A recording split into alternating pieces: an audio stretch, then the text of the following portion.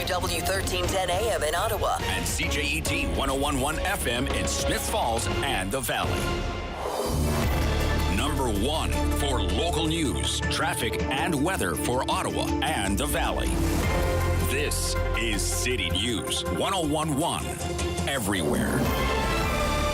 It is Thursday, February 23rd. Good morning. I am Damilola Unime. Right now in Ottawa, minus 12 feels like minus 21. In Smith Falls, minus 12, but feels like minus 16. And here's what's happening in Ottawa and the Valley.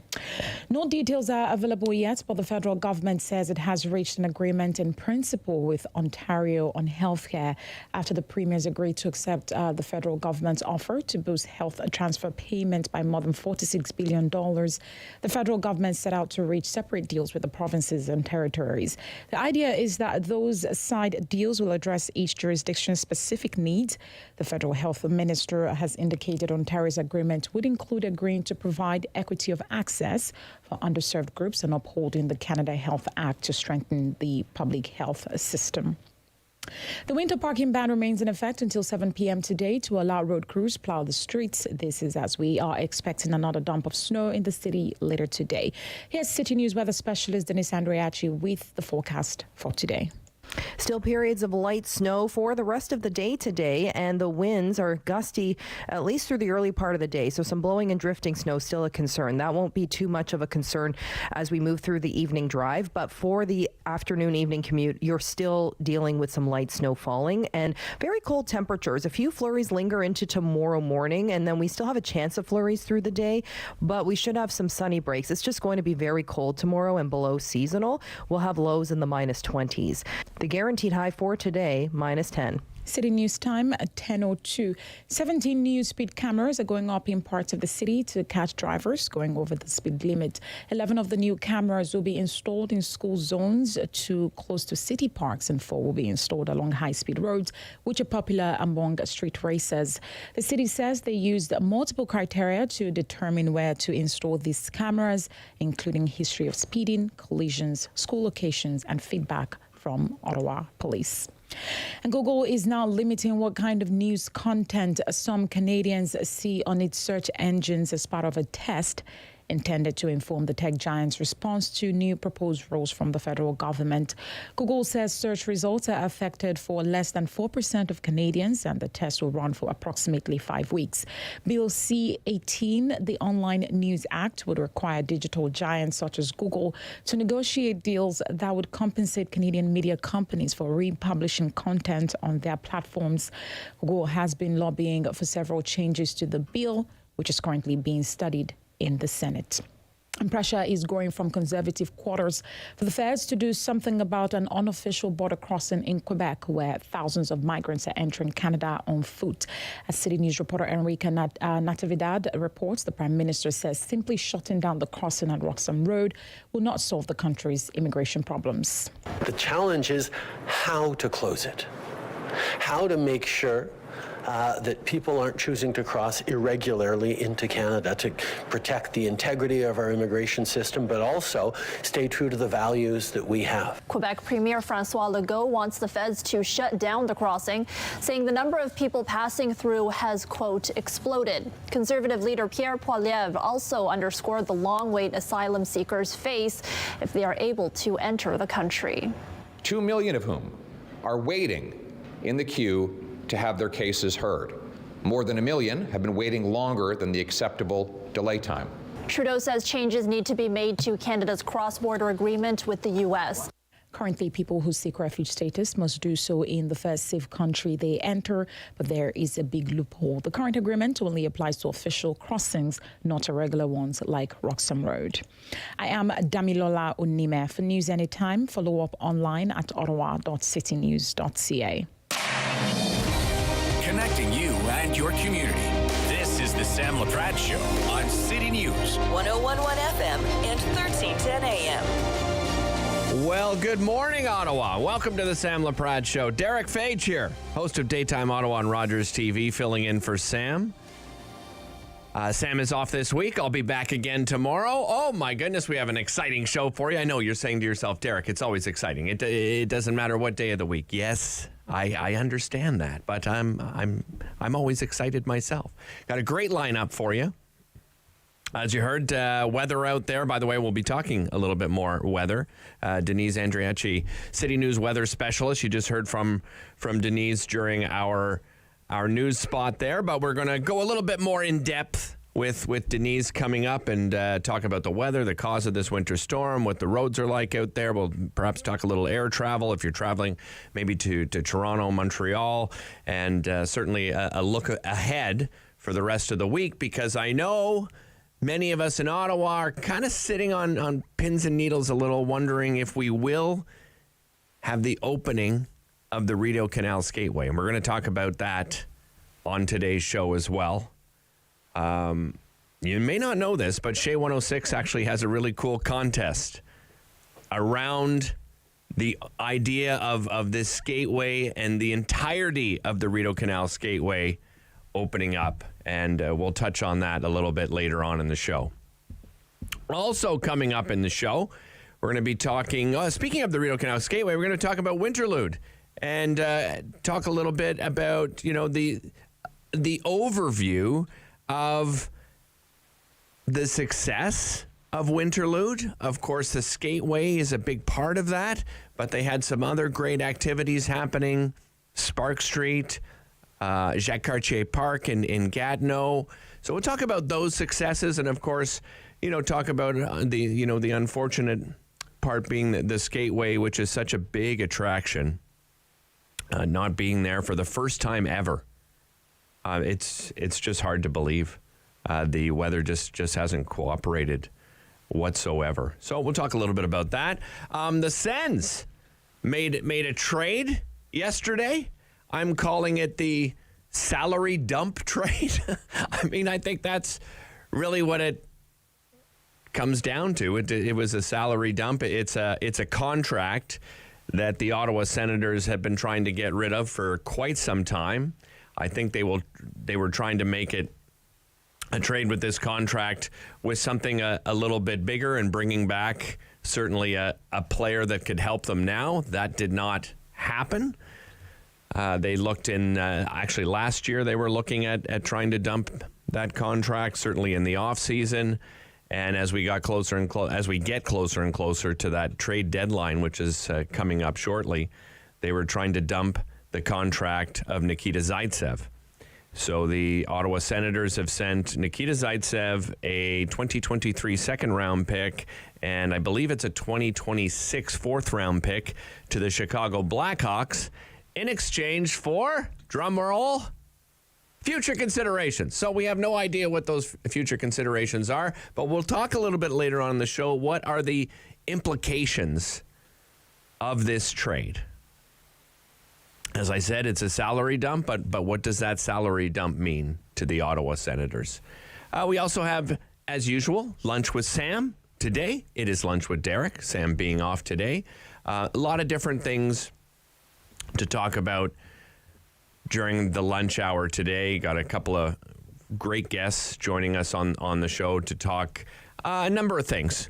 Conservative leader Pierre Poilievre is called on the Trudeau government. We talked about this yesterday. I know Rob Snow has talked about it on Wake Up with Rob Snow as well. Called on the Trudeau government to close the illegal border crossing at Roxham Road within 30 days.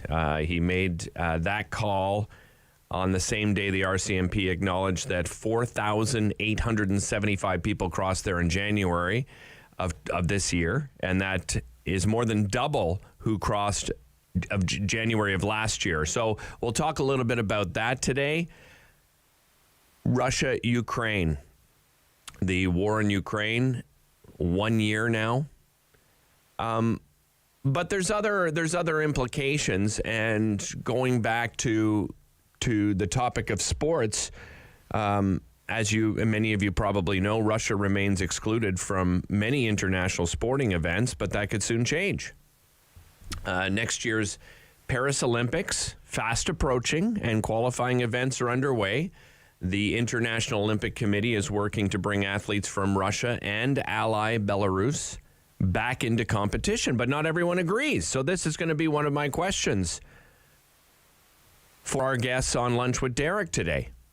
Greg McEachern, Ottawa-based consultant and Liberal strategist, joining us, and Kurt Studley, host of Ottawa 67's Games on Rogers TV, also joining us. Kurt, of course, a real estate agent as well. So I'll be talking about that, what their thoughts are. Think about it yourself. I mean, some countries are considering boycotting the 2024 Summer Olympics. Should Canada consider it as well? I'll get their thoughts on that Nikita Zaitsev trade. We talked yesterday about the Ottawa Blues Fest lineup. Hope you had a chance to tune in and listen to Executive Director of the Ottawa Blues Fest, Mark Monahan. He's talking about this year's lineup. A lot of people excited. Some years, people aren't as excited with the lineup. From what I've seen, many people excited about this year's lineup. So we'll talk about that. Ask them about, have they seen the lineup? Any bands or artists that are of interest?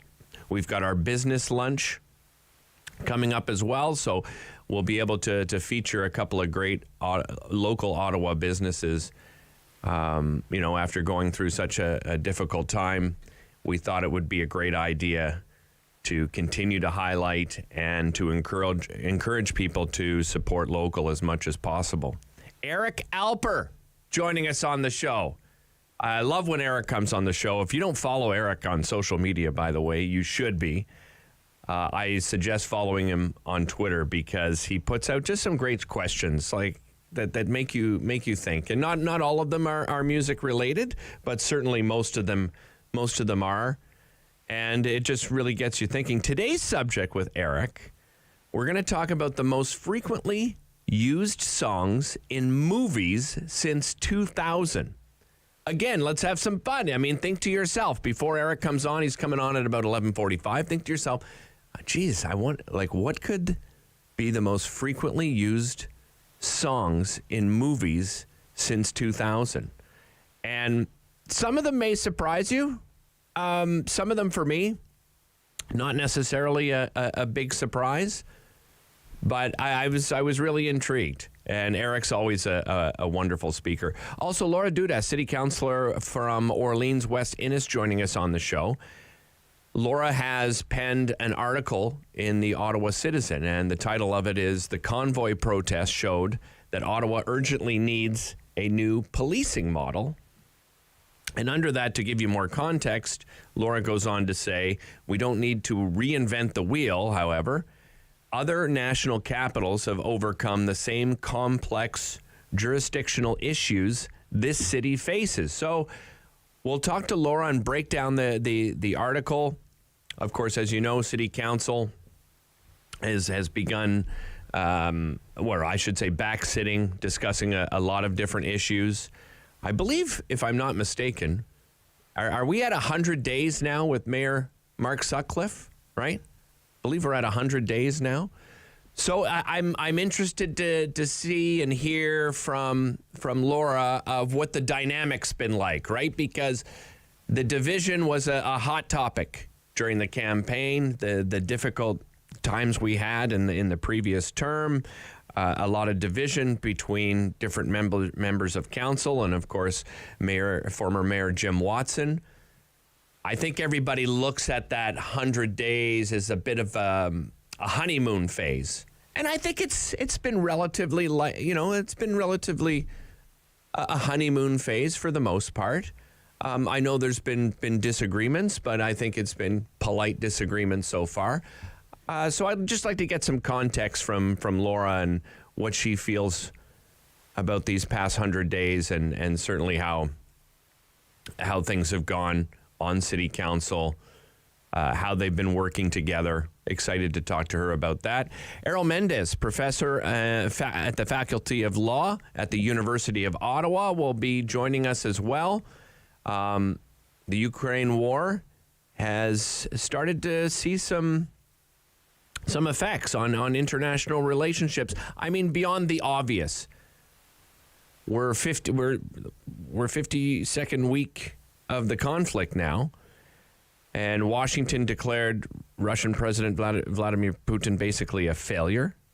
Moscow has revived nuclear threats, and China has assumed a more assertive posture towards the United States. We had Joe Biden's surprise visit to Kyiv when he walked the streets with President Zelensky. After that, the following day, Putin spoke for 2 hours to justify his invasion. So there's a lot to break down, a lot to talk about. I'm really interested to get the perspective from Professor Errol Mendez. So those are some of the topics. We also have Dr. Kate Rayom joining us on the show. Our question that we're going to put out there is, does February have you feeling exhausted? For many people, despite it being the shortest month, it's bleak and gray and dark days quite often. For many people, it can kind of seem like you're in this funk, right? And it can last until the first blooms of spring. So Dr. Rayom is going to give us some great ideas on how to begin your day, how to eat properly, getting sunshine, how to boost those endorphin levels. So excited about that as well. So as I said, great show ahead for you. Sam is off for the rest of the week. I'm Derek Fage, the host of Daytime Ottawa, filling in for Sam. You're watching on Rogers TV and listening on City News. Sam Laprade will be right back on City News. 101.1 FM and 1310 AM. Play 4 games of bingo from the comfort of your own home each Monday at 7 p.m. for your chance to win money from our $2,000 regular bingo or $5,000 super bingo night. Kiwanis TV Bingo, Mondays at 7 p.m. on Rogers TV. Bum, bum, bum, bum, bum, bum, bum, bum. $20. $20. We're on the line for $20. It was my daughter's birthday. She was blowing out the candles on her cake when we heard coming from the TV. So we stopped and listened, and it helped us get to safety. That's why when I think of my daughter's birthday, because now she gets to keep having them.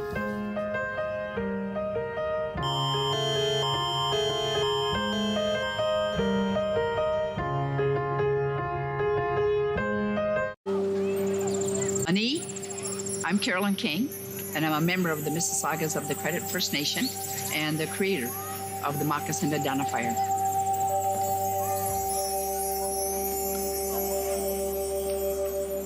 Philip Cote, an artist in Toronto here, took and redrew real moccasins. We're starting over with the children. The idea is that they would research whose land their school is built on, near, or what treaty area they're in.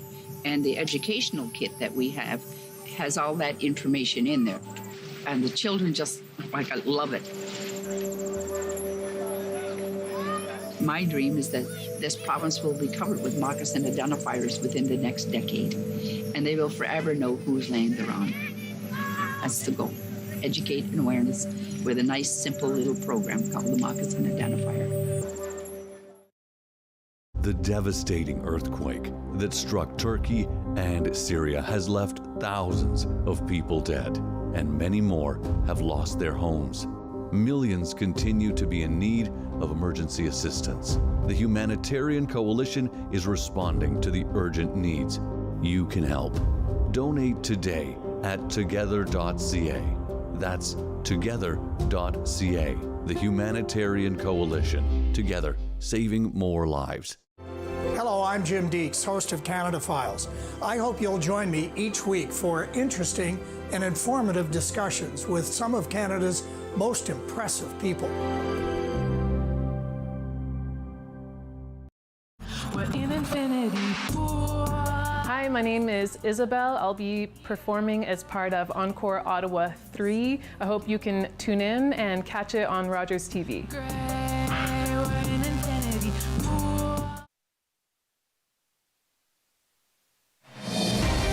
The Sam Laprade Show continues on City News. 101.1 FM and 1310 AM.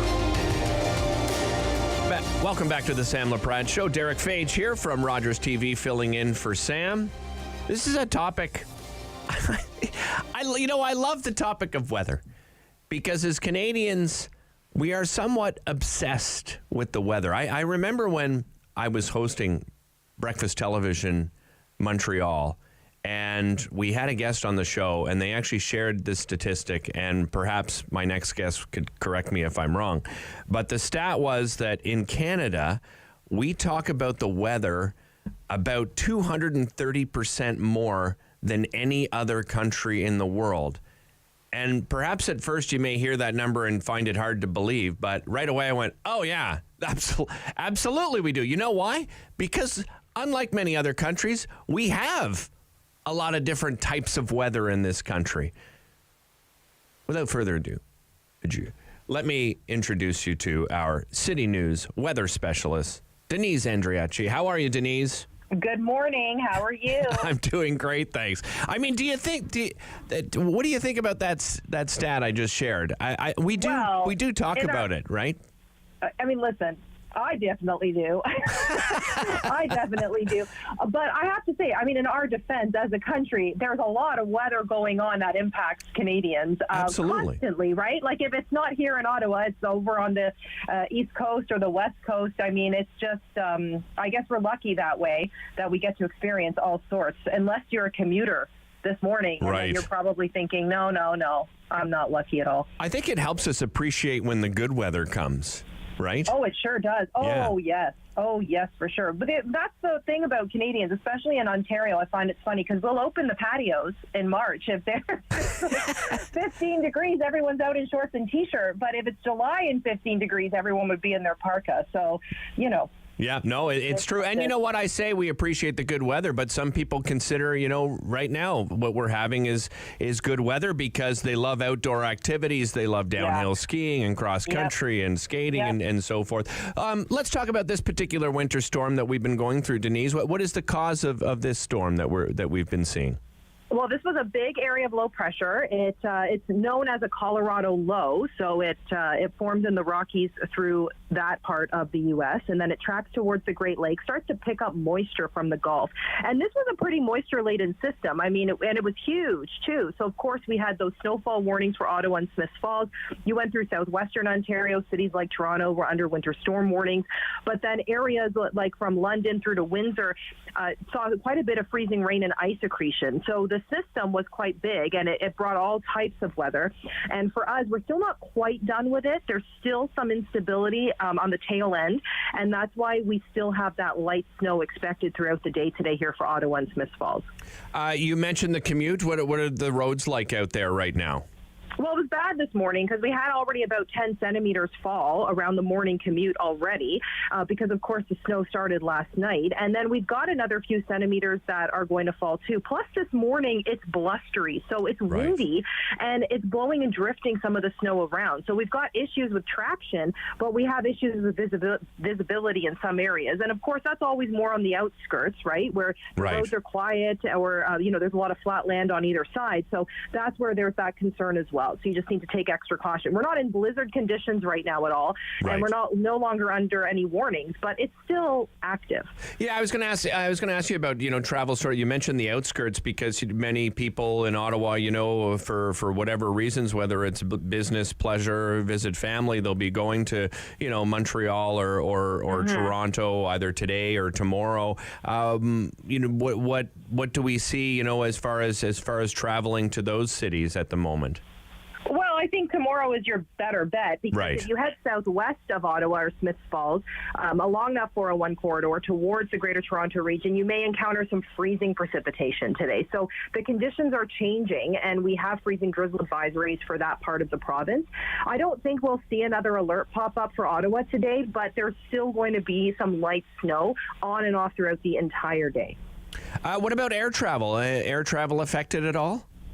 Oh, for sure. There's lots of delays. I don't necessarily think there'll be a ton of cancellations because of weather, but because of backlog from yesterday, there could be some. So I would check in with your carrier before you head to the airport, just because, again, the system really did impact a large swath of the province as well. It's still pushing through parts of Quebec as well. So, I mean, we're still in for some snow. But you mentioned some people love it, and I think that's key, is that we haven't had a lot of crazy winter weather this winter. So it's actually nice for the kids to get out and play as well, because like I said, we saw about 10 centimeters this morning, another few centimeters falling. So 15 to 20 would be the range. And that's not so bad here in Ottawa. We've seen worse. Yeah, and you know what? I'd rather the snow than the freezing cold temperatures, but it has been an unusual winter as far as I mean, we've gotten a lot of snow, as I said, but as far as temperatures go, Denise, you know, when you look back on this winter so far, a really unusual, right? You know, like a roller coaster ride of temperatures. Yeah, and it's leaned towards the mild side of things for sure. So one thing to note is that behind this area of low pressure that dropped all that snow, we are colder. So we are going to get quite cold, especially tomorrow. I think Friday, maybe a little, jarring for some. Again, it's not really out of the ordinary for Ottawa to have overnight lows in the minus 20s, feeling like minus 30 or whatnot. But it just hasn't happened a lot. So we are going to get colder. We'll be below seasonal for Friday, probably Saturday too. And then temperatures start to stabilize towards the end of the weekend. I was going to ask you about that sort of long-term forecast, because coming up after the break, I actually have the Director of Capital Celebrations and Program Operations at Canadian Heritage, and we're going to be sort of looking back at Winterlude and reviewing it. I mean, there was very successful parts of Winterlude because they have different partnerships, and different things going on around the city, but the fact that, the Rideau Canal Skateway wasn't able to open for the first time during Winterlude was, quite disappointing. It's certainly a highlight. Any chance we could see the weather needed to open the Rideau Canal Skateway? There's not a lot of consistent cold, I will say that. Okay. I mean, like I said, Friday, Saturday, a little below seasonal. Even Sunday, Monday, we're still below freezing. But the long-range model, so we're wrapping up Feb this weekend pretty much. And then by next week, we welcome March on Wednesday. And the forecast for the beginning of March is relatively mild. I mean, we're not going to be sitting with, 6, 7, 8 degree weather, but we will be around 0, which again is above seasonal for this time of year. Right. So chances aren't good, unfortunately. Yeah, chances aren't good. Always appreciate you do such a great job for us here at City News, Denise. Thanks so much for joining me. Thank you, and stay safe out there to all the commuters. Thanks, appreciate that. That's Denise Andriacci, City News weather specialist. You'll probably hear from her in just moments as we go to our news. As I mentioned, coming up after the break, Melanie Bro, Director of Capital Celebrations and Program Operations at Canadian Heritage, will join us. We're going to do a Winterlude review and certainly a look ahead at the future of the festival because of climate change and the weather patterns that we've seen in this city. We may have to think things differently when it comes to Winterlude in the future, but they have a great team and a very creative team over there at Canadian Heritage. So I am very encouraged that they'll put together excellent programming no matter the weather. We'll be back with Melanie Bro after the break. This is Derek Fage from Rogers TV, filling in for Sam Laprade. And of course, you're watching on Rogers TV and listening on City News. Sam Laprade will be right back on City News. 101.1 FM and 1310 AM. Every year, dozens of Canadians are killed or seriously injured because they take risks around railway tracks. Talk to your loved ones about rail safety. Visit stoptracktragedies.ca. Join me for Season 3 of Paula Roy's Favorite Foods.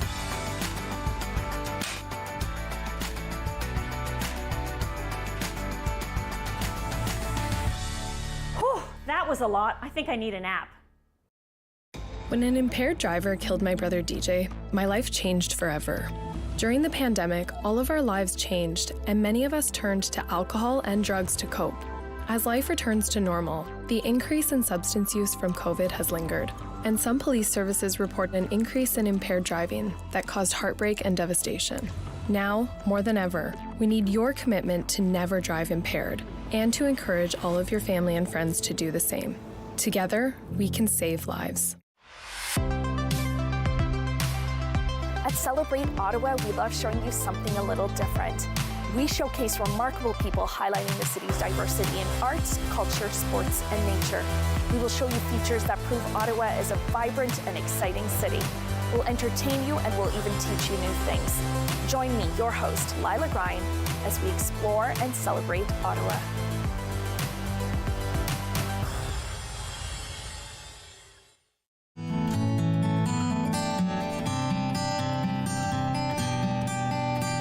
It's a new season of The New Fly Fisher on Rogers TV.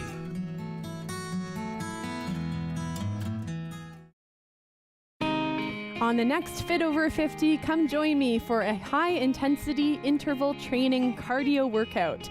Yes, it does sound challenging, and it is, but it's also a lot of fun. Looking forward to seeing you then.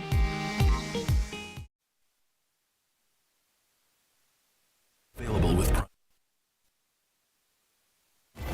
Number 1 for local news, traffic, and weather for Ottawa and the Valley. This is City News 101.1 everywhere. It is Thursday, February 23rd. Good morning. I am Damilola Unime. Right now in Ottawa, minus 11 feels like minus 21. In Smiths Falls, it is minus 12. And here's what's making news this hour. The federal government has reached a healthcare deal with Ontario. Provincial Health Minister Sylvia Jones says the agreement in principle allows the province to begin further discussions on how new federal healthcare money will be spent. The feds had set out to reach separate deals with the provinces and territories after the premiers agreed to accept its offer to boost the Canada Health transfer by more than $46 billion. Ontario says the priority areas for the increased funding are mental health, primary care, data sharing, and increasing the number of healthcare workers. Meanwhile, Smiths Falls has passed its 2023 budget. Property owners will see an increase of 3.8% on property tax. Wastewater and water rates are going up by 3.6% and 5.5% respectively. After deferring almost $3 million in capital spending, the Smiths Falls capital budget has a value of close to $18.5 million. Now, some of that money will go towards a new water tower, reconstruction of Catherine Street, and a bridge for the Confederation Drive. And some upgrades will also be made to facilities, and some town vehicles will be replaced. City News time is 10:31. I am Damilola Unime. For news anytime, follow up online at ottawa.citynews.ca.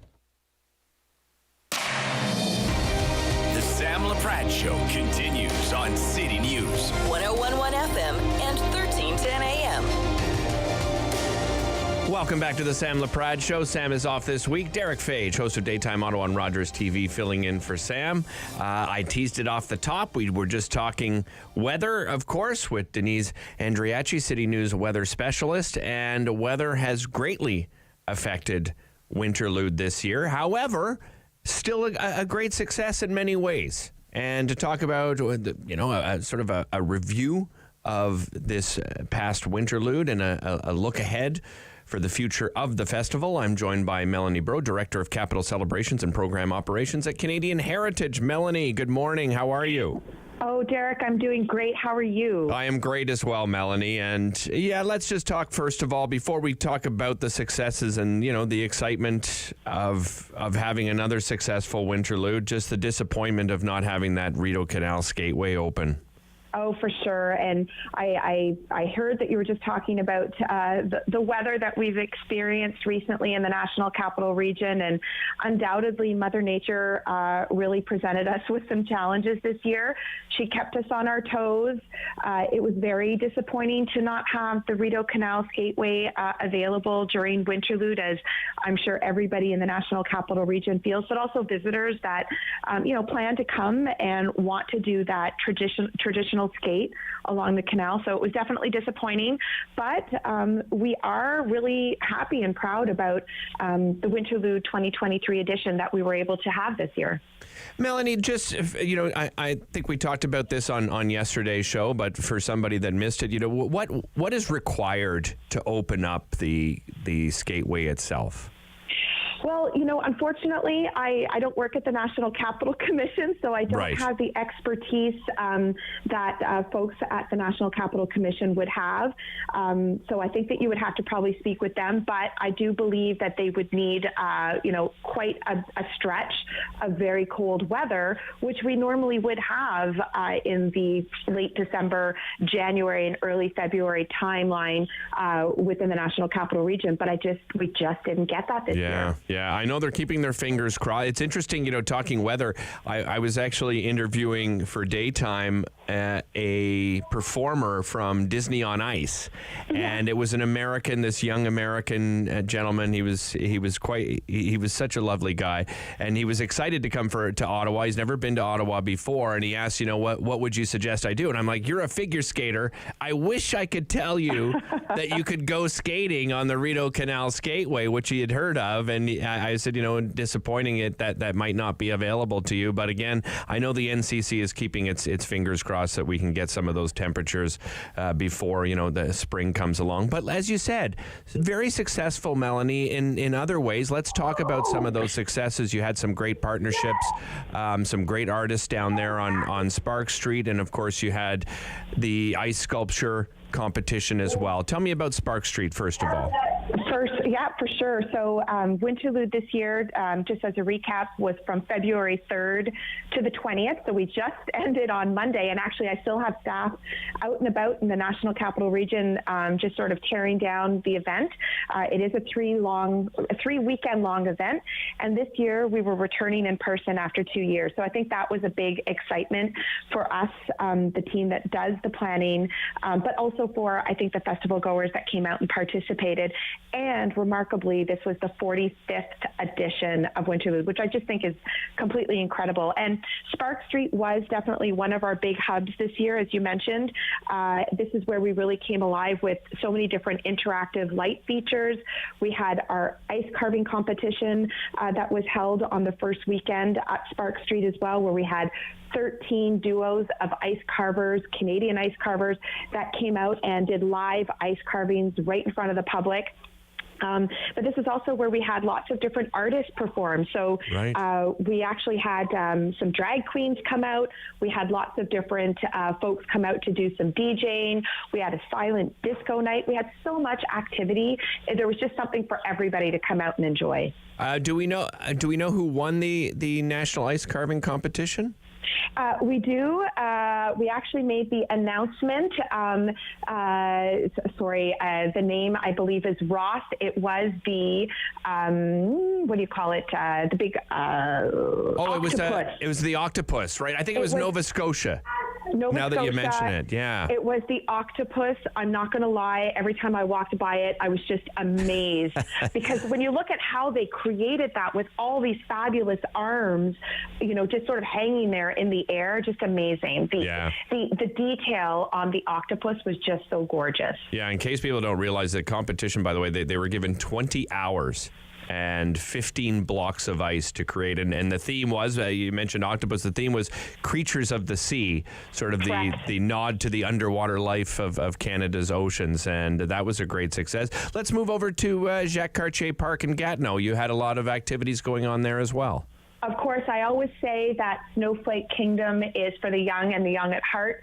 That is where we had our enormous snow slides where everybody could come out and participate and go sliding. But there were so many other activities as well. So there was a lot of different ways that you could learn more about Indigenous culture. So you could get involved and learn how to play lacrosse. We had some folks teaching us the snow snake, which is a game that is played with the Inuit culture as well. There was also a mega zip line that we had. Just lots of different ways to enjoy winter outside as a family. So super popular. Really happy to tell you, Derek, that every time I visited on the weekends, Saturdays and Sundays, it was just jam-packed with happy, smiling faces. And that was great to see people come out again. Yeah. Although the skateway was closed, I understand the 9th annual Great Canadian Kilt Skate still went ahead as planned. I believe that was at Lansdowne Park. Yes, that's right. And that's one of the things, Derek. I feel that even though, and I know it's sad that the canal wasn't open, there was throughout Winterlude still a lot of different opportunities for folks if they really wanted to participate in skating, especially folks that, were coming from outside of the region, because there was at Lansdowne, as you mentioned, they had an ice rink that was available because it's a refrigerated rink, just like at the Rink of Dreams at City Hall. And the Governor General also also has a refrigerated rink, and she opened up the Rideau Hall and invited folks to come and celebrate winter as well. She had a significant winter celebration during the second weekend of Winterlude, and she was actually there in person, which was really nice, meeting with people that came down to participate. And I heard that they had over 3,000 people come out. Yeah, That's amazing. I love going there. I mean, those grounds are just so lovely to travel around, and it's just something special. I think it makes Canada really unique in that we allow people onto the grounds to a place like the Governor General's residence there. I agree. Yeah, it's just amazing. Let's have a look ahead, Melanie. You and your team, as you look at the future of the festival, we have climate change is not going away. Have you and your team discussed what the future of the festival might look like? Yeah, we do. We talk about it all the time. So as I mentioned, Winterlude just celebrated their 45th edition. And for folks who might have been participating in Winterlude over the years, you might see that it's always been an event that's been innovative and creative, and it's always been sort of renewing itself and looking at how to do things differently. And right now, I think all major events in Canada and also around the world we have to always make sure that we remain relevant, and we always have to modernize our vision, because we want to make sure that we're meeting visitors' expectations. And in fact, in 2019, so before the pandemic, we had really taken that stop. We took a step back and we said, what do we want to do to make sure that we're renewing ourselves? And we know that there's a lot of iconic activities, and we know skating on the canal is one, sliding at Jacques Cartier Park at Snowflake Kingdom is another one. But we also know that we have to look at how do we continue to stay relevant. So we thought of introducing new urban locations. So that's why we moved a little bit to Spark Street. And the Byward Market has been really important to us in the past few years as well. But we also took that approach of increasing our partnerships. Who else can be part of the Winterlude celebration? And this year, more than ever, we had so many different partners that offered additional indoor programming. So I'm looking at the Museum of History that offered a powwow during the first weekend. RCMP that opened up their musical ride so you could come and meet all the horses. And they had this open house during the first weekend as well. I mentioned Rideau Hall and their winter celebration. Folks were also invited to come down to 100 Wellington and learn more about Inuit culture. Capital Pride was a huge partner for us this year in doing a Winter Pride Festival. So I think the future for us is really about partnerships, and how do we make sure that Winterlude is not just about what's happening with the ice carvings or sliding, but how do we make sure that it's a program that is relevant in the entire National Capital Region? Yeah, and as I said, Melanie, your team is incredibly creative. I believe you even had some partnership with the Museum of Nature. They had some exciting things going on, and the great activities for kids, and trying to find little dinosaurs and ice blocks and things like that. So you just, as I said, done a great job, and we're so fortunate in this city that we have all those places that we can reach out to come up with these new ideas. Melanie, really appreciate your time today. Thanks so much for joining me. Thank you so much, Derek. Have a great day. Thank you. That is Melanie Bro, Director of Capital Celebrations and Program Operations at Canadian Heritage. Just doing some of my own little research here. So, the canal itself, if you're not aware, it generally requires about 10 to 14 days of cold temperatures. So that's cold temperatures between minus 10 and minus 20 degrees to create ice thick enough for safe skating. That is from the NCC themselves. As I said, they're keeping their fingers crossed.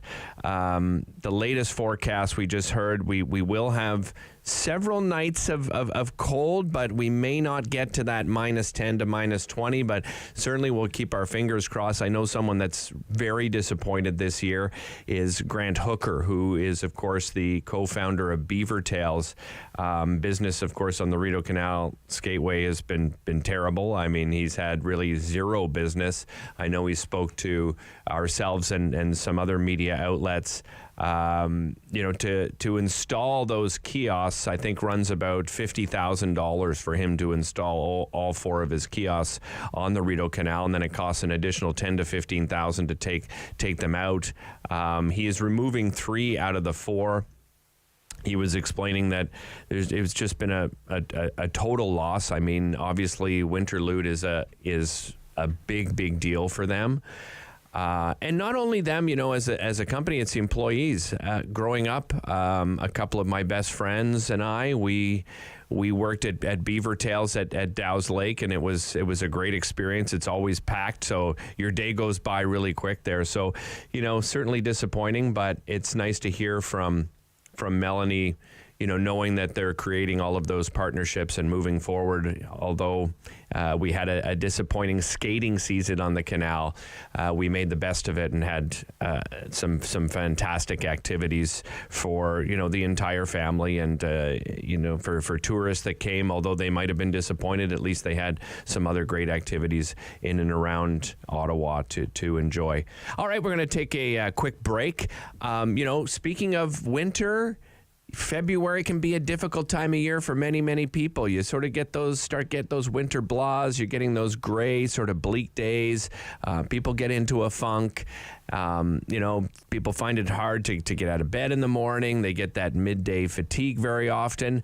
Dr. Kate Rayome is going to give us some great ideas on how to get that energy back and perhaps enjoy the winter weather a little bit more throughout the rest of February and, of course, into March. This is Derek Fage filling in on the Sam Laprade Show. You're watching on Rogers TV and listening on City News. Sam Laprade will be right back on City News. 101.1 FM and 1310 AM.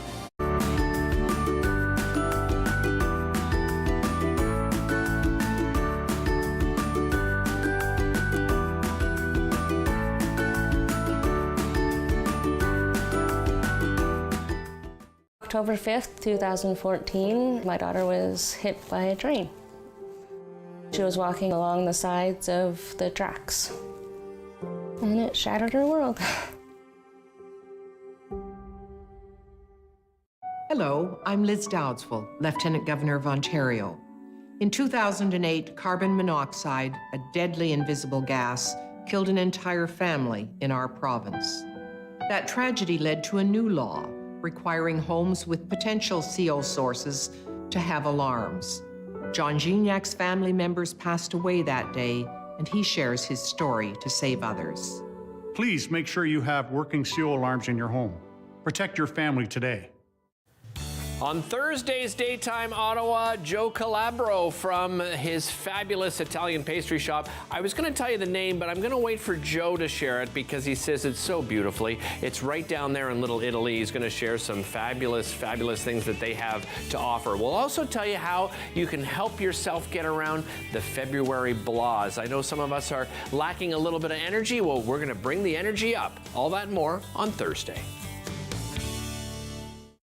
Hey everybody, my name is Karen. I'm here with my best friends Shane and Monique.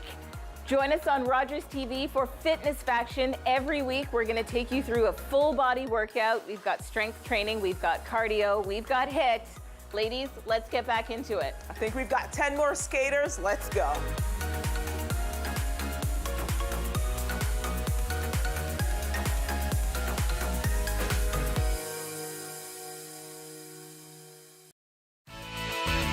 Everyone loves a snow day, but less fortunate kids in Ottawa are missing out because they don't have a warm winter snowsuit.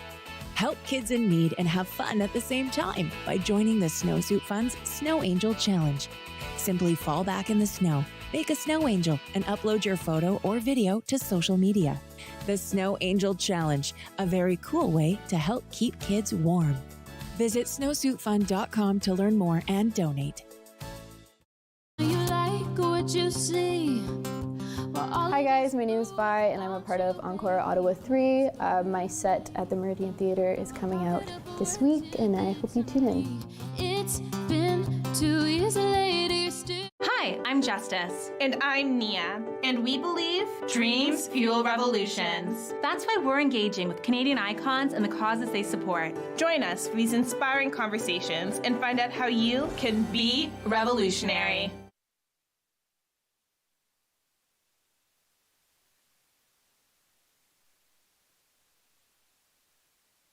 News 101.1 FM and 1310 AM.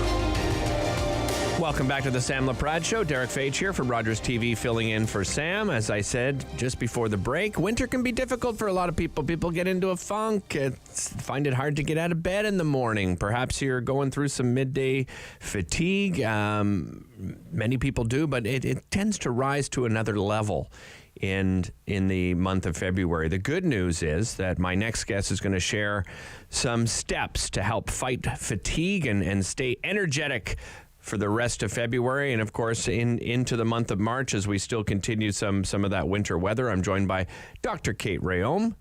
Dr. Rayom, how are you today? Hello, fine, thanks. Great to be here. Oh, great to have you. Thanks so much for taking the time, Kate. I really appreciate it. And Kate, so why do we find ourselves in sort of this funk in the month of February?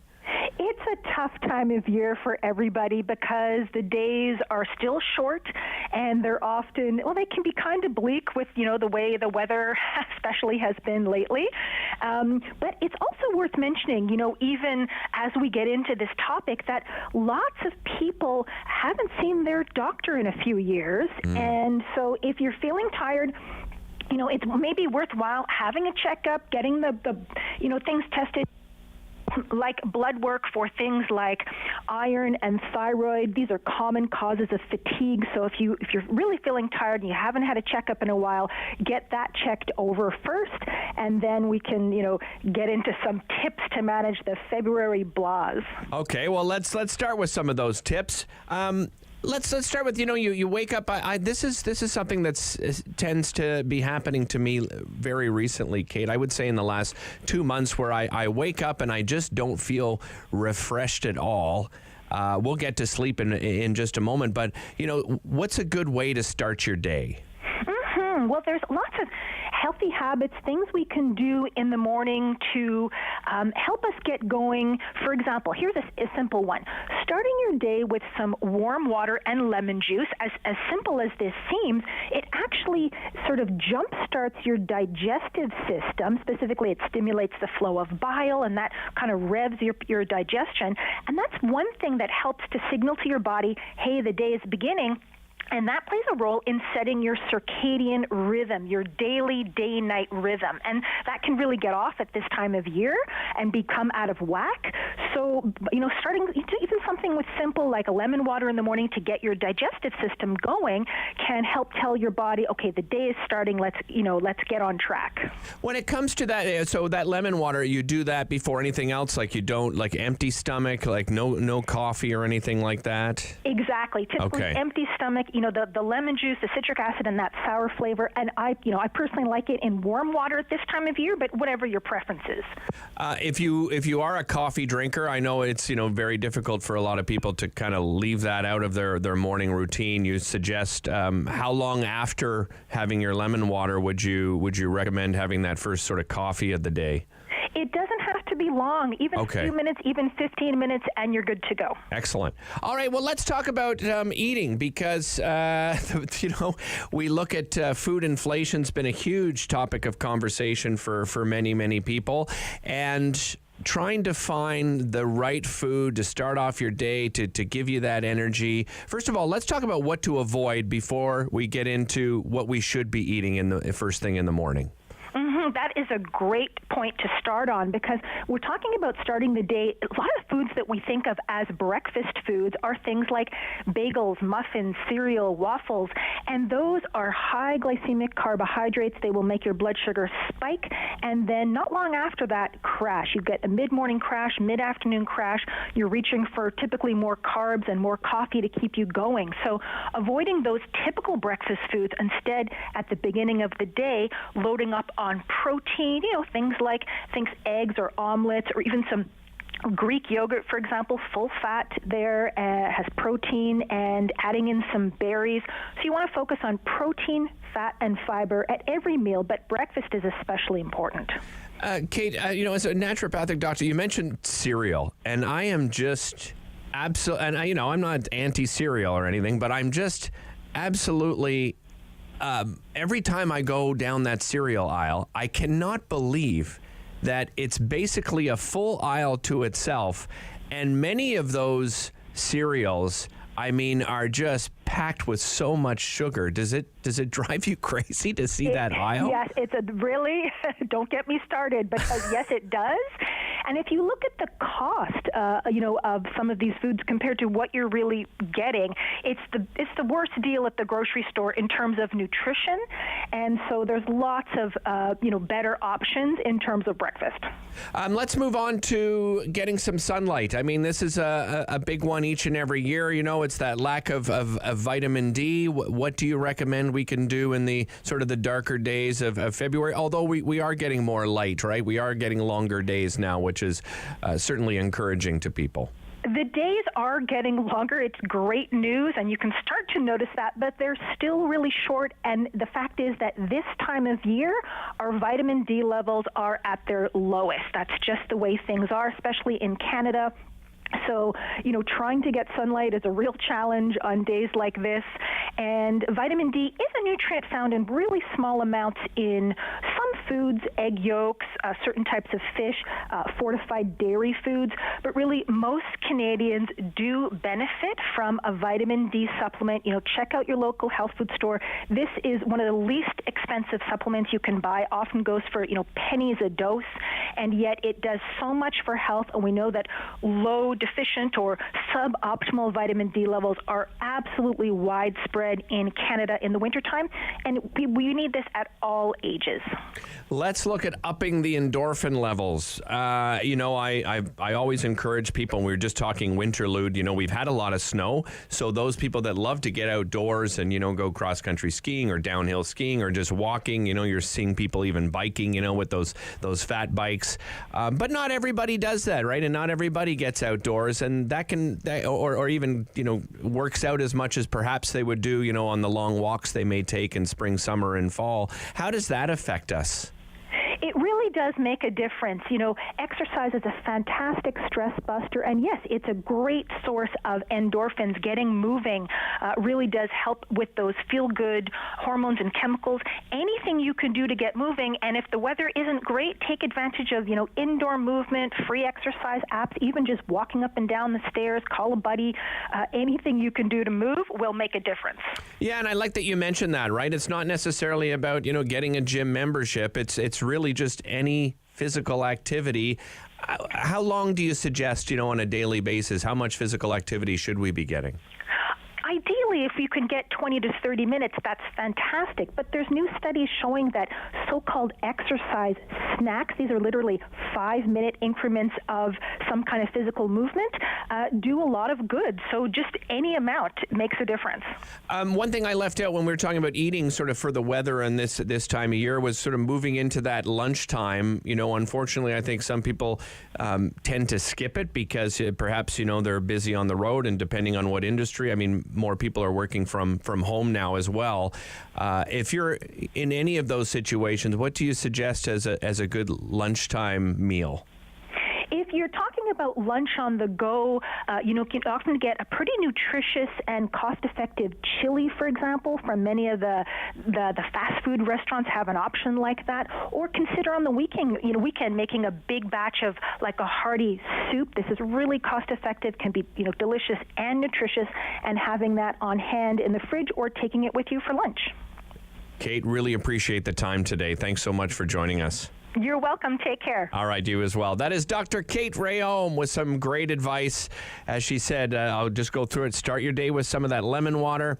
Eat for the weather, so instead of reaching for that cup of coffee, try to find, something natural to boost your energy with some, nutritious foods. Of course, avoid those sugary treats she was talking about. Try to get some sunlight. If you're not getting enough, perhaps a vitamin D supplement is a good idea. And of course, physical activity is always an energy booster. We're going to take a break. We'll be back with more. This is Derek Fage from Rogers TV, filling in for Sam Laprade. You're listening on City News. Sam Laprade will be right back on City News. 101.1 FM and 1310 AM.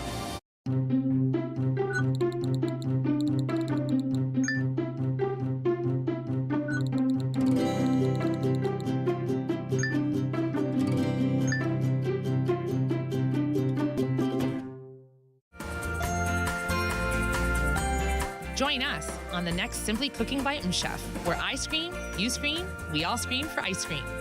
I'll make it right before your eyes. I'm getting shivers just thinking about it. Everybody knows not to drink and drive, but some people still think it's okay to take drugs and drive. Police have the authority, the ability, and the tools to determine if drivers are impaired by legal or illegal drugs. And because drug-impaired drivers can pose just as great a risk as drunk drivers, they face the same penalties, like the loss of their driver's license, a criminal record, fines, and more. A message from the RCMP, the Canadian Association of Chiefs of Police, and Arrive Alive, Drive Sober. Hi, I'm Meg from AIM Fitness, and I'm here with my buddy Fit Finley. Join us every week for Fit Over 50. We'll take you through some low-impact and high-intensity workouts designed to improve your strength and your balance. All you'll need is a resistance band, some light hand weights, and also your water bottle and a sturdy chair. Tune in right here on Rogers TV and let us be part of your weekly routine.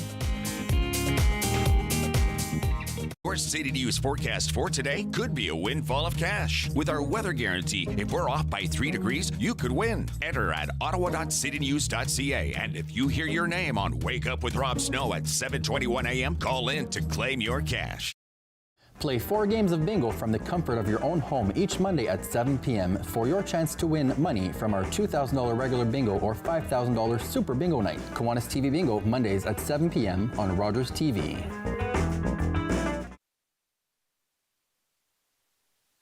Is City News. CIWW 1310 AM in Ottawa. And CJET 1011 FM in Smiths Falls and the Valley. Number 1 for local news, traffic, and weather for Ottawa and the Valley. This is City News 1011 everywhere. It is Thursday, February 23rd. Good morning. I am Damilola Onime. Right now in Ottawa, -11 feels like -21. In Smiths Falls, it is -12. And here's what's making news in Ottawa and the Valley. The Ford government and the feds have come to an agreement on a new health care deal. City News reporter Alex Bloomfield with what we know so far. The money wasn't the main sticking point in the final round of negotiations with the provinces. In large part, that had been worked out. We now know Ontario's portion of the $46 billion in new health care funding will be around $8.4 billion over 10 years, plus a one-time top-up of $774 million to help the system recover from the pandemic. But the Ford government had been pushing for guarantees beyond 10 years to support longer-term solutions for its beleaguered health system. In the release from the federal government, they say work will now begin on a bilateral agreement based on an initial 3-year action plan that will detail targets and timelines. The province's health minister, Sylvia Jones, says the federal government has agreed to build in reviews to ensure sustainability and certainty, and the province is looking forward toward working toward common ground on ensuring there is sustainable federal health care funding for generations to come. So still work to be done. This deal is billed as tentative by both sides. We'll hear from the federal officials at 1 this afternoon. Alex Bloomfield, City News. With the weather forecast for Ottawa and the Valley, here is City News weather specialist Denise Andreacci. Still some scattered snow expected today, especially later on this evening for Ottawa and Smiths Falls, but we also have that slight risk of seeing some ice pellets mixing in. So we'll keep an eye on the radar. Drifting snow is a big concern now because quite a bit of it fell and the winds are gusty. So poor visibility out on the roads. Overnight tonight near -15. City News time is 11:03. The Ontario Nurses Association has scheduled a number of protests throughout the province today. In Ottawa, they will be gathered outside CHEO, the Civic, the Ottawa General Hospital, and the Queensway Carlton for an information picket. Richard Murr is an RN at the Ottawa Hospital and the Ottawa Hospital Bargaining Unit President. The changes we need will impact not only nurses, but the people we care for. Because if we can bring back nurses, we can bring back better care. We can bring back safer care. And we can move away from the private health care that seems to be the go-to solution and is not backed up by research or statistics. And the Ontario Nurses Association and the province are in the middle of bargaining a new collective agreement. Murray tells the Rob Snow Show Today's province-wide picket is in support of a contract that will improve retention in the critically understaffed sector, which will lead to better healthcare for Ontarians. I am Damilola Unime. For News Anytime, follow up online at ottawa.citynews.ca. The Sam Laprade Show continues on City News. 1011 FM and 1310 AM. Welcome back to the Sam Laprade Show. Derek Fage, host of Daytime Ottawa on Rogers TV, filling in for Sam. And of course, you're watching on Rogers TV and listening on City News. As most of you know, on February 24th, 2022, Russia invaded Ukraine, setting in motion what's become a brutal, bloody war. It's left tens of thousands of people dead, millions of people forcibly displaced. And a year later, Ukraine is still standing. Which I think has defied many expectations that it would quickly fall to certainly a more powerful Russian military and, reclaiming key portions of its territory it lost at the outset of the invasion. So where are we a year later? To get his perspective, I'm joined by Errol Mendez. He is the professor of Faculty of Law over at the University of Ottawa. Errol, thank you so much for joining us. I really appreciate it, Professor. You're very welcome. Let's look at, from your perspective, a year later, just as a brief overview before we get into, some more in-depth conversation. But what are your thoughts so far as we look back on a year of this conflict? Well, I think what we have seen from Ukraine is a real lesson to the rest of the world, especially the democratic world, a lesson in courage and resilience and persistence in the face of what should have been regarded as an overwhelming force against them. And because of that resilience, the courage that they've shown, they have managed to counter it now with, obviously, a lot of help from the U.S., Europe, and other countries, democratic countries. So I think what we're seeing now is, if you like, one of the major challenges to the world since the end of the Second World War, when we had the democratic world fighting against a potential attempt by autocracies to essentially take over the democratic world. So we're seeing that again, and hopefully this time the democratic world will yet again triumph. So, a year later, we're starting to see that, and not that, there is obvious, sort of the visible effects of international relationships, but I think it's grown quite a bit. Washington has declared Russian President Vladimir Putin a failure. Moscow has just revived nuclear threats. And now we have China that has assumed a more assertive posture towards the United States. You just had Joe Biden's surprise visit, and then Putin spoke at great length the following day to justify the invasion. How do you think it's affected international relationships? We can start with Canada, first of all. I wonder how you feel about the role Canada has played so far. Well, Canada has contributed whatever it can. We are not a superpower. We're a middle power with limited resources. So, yes, we have contributed whatever we can. The latest that we've done is, for example, send in our 4 Leopard tanks, which was requested. We've also given them a substantial amount of training. Our forces have essentially trained quite a number of Ukrainian soldiers, which is actually critical, even though it may not look as if it's a lot of money and resources. Yes, it's critical to have a smaller nation being trained to take on a force which is many, many times bigger than itself was critical. So Canada has done its share. Perhaps it could do more if we could find the resources to send more military assistance. I gather that the most critical need right now for the Ukrainian army is ammunition. They're running out of it. And right. So the European Union, for example, has decided to come together as a unit to pool their ammunition resources to give to Ukraine. I think Canada should try thinking about doing the same thing with the U.S. and maybe others to see how we can ramp up the ammunition required by the Ukrainian forces, especially with the possibility of a major assault by Russia in the coming days and weeks. Well, throughout this, China has tried to convince everyone that they've remained neutral. Now they're showing more support. I wonder, how does that affect the rest of the relationship? Actually, let's talk about the United States, China and the United States. How does that affect their relationship, and what is the purpose of China showing this support? Well, there's some bothering, very troublesome signs on the horizon right now in the link-up between two major totalitarian countries, Russia and China. And that is essentially signaling to the rest of the world that they may well be joining forces in many ways to counter the democratic world.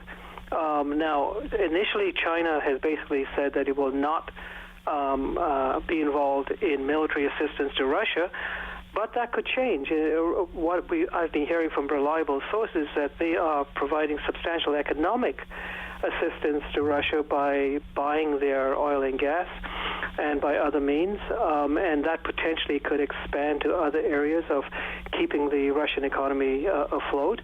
But if, as is rumored, and Secretary of State Blinken in the U.S. Warned China that it had started getting rumors that it was considering military aid, that would be very, very significant, because that potentially could give a lot more force and power to Russia to counter whatever military assistance we are giving to Ukraine, and potentially change the tide of the war and potentially start turning the tide of war against Ukraine. That is extremely worrying. Yeah. And I think that the democratic world should be issuing stern warnings and possibly even the threat of sanctions if China goes further and starts giving military assistance to Russia. Yeah, with China assuming a more assertive posture towards the United States, do you see the United States turning on that and doing the same, being more assertive towards China, and what are the implications of that? Well, I think I'll give you answers at two levels. One, the international level, and then also address, if we have the time, to talk about could things change domestically in the U.S. with a Republican Party which is seeming to be more and more likely to stop being as friendly with Ukraine as it is. So at the international level, one reason why this is extremely worrying is because if the two major totalitarian powers, Russia and China, start giving each other military assistance, well, what's next? Taiwan? Already we're seeing other anti-democratic countries starting to link up with Russia and China too. Iran is an example of that. North Korea is already there in terms of providing assistance to Russia. That is so significant that, yes, whether we like it or not, we're starting to see the emergence of potentially a different type of Cold War between the democratic world, Russia and China, and their allies. And if that's the case, then Canada and the democratic world has to start thinking about what do we do in response. Right. Could, for example, trade and the threat of sanctions on trade, which potentially is the only thing that China could stop China, in my view, from going one step further and providing military assistance to the U.S. You mentioned the Republicans in the United States. So politically, you're starting to see some movement there against the support of Ukraine with the party, right? Absolutely. The recent polls I saw recently was quite disturbing. That at the start of the invasion by Russia, well over 50%, even amongst the Republican Party, was in support of providing all the assistance that Ukraine need. The latest poll I saw was it's sinking. It's sinking in the 20s and 30s. I think 39 was the last one I saw. That's worrying. That's extremely worrying. Is this a case? Sorry, Professor. Is this a case of sort of that nationalism that comes up during crisis like this, where a lot of the public are saying to themselves, why are we spending all of this money to help Ukraine when we have our own issues here at home? It's that, but there's potentially something even more worrying. It's basically from the stories coming out focusing on what's called a MAGA crowd, the ones which are strongly sort of supporting Donald Trump, like Marjorie Greene and others. They're increasingly, and Tucker Carlson, for example, the Fox News anchor, they're increasingly showing political support for Russia, and in particular, and this is extraordinarily worrying, where they're actually saying things which are very similar to what Russia, the Putin is starting to talk about. I'm not sure whether people heard or saw the speech by Putin, his annual speech at the anniversary of the war, where he starts talking language very similar to the so-called anti-woke language that Ron DeSantis and others are talking about. He talks about, for example, how Russia will never agree to have a civilization where we have two parents of the same sex, and also talking about anti-gay, lesbian factors which we are promoting in the West.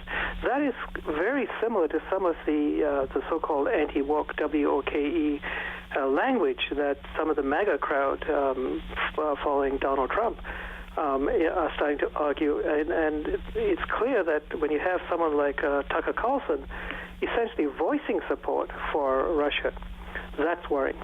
Yeah, no, I'm glad you brought that up, because I don't think a lot of people have looked into that. That was a full 2-hour speech that he did the following day after Joe Biden's surprise visit to Kyiv to justify his invasion. And you're right, he came up with a lot of that language, and I agree, incredibly concerning. Professor Mendez, really appreciate your time today. Thank you so much for joining us. Oh, you're very welcome. That is Professor Errol Mendez from the Faculty of Law at the University of Ottawa. We're going to go to a little bit of the lighter side of topics coming up after the break. We're going to talk a little hockey, a little Blues Fest, and a little Winterlude as well, and perhaps throw in Shea 106 has a really interesting contest going on. They're calling it the Shea 106's Big Bet, and we'll give you all the details coming up. This is Derek Fage from Rogers TV filling in for Sam Laprade, and you're watching on Rogers TV and listening on City News. Sam Laprade will be right back on City News. 101.1 FM and 1310 AM. Bum, bum, bum, bum, bum, bum, bum, bum. $20. $20. We're on the line for $20. Hello, I'm Jim Deeks, host of Canada Files. I hope you'll join me each week for interesting and informative discussions with some of Canada's most impressive people.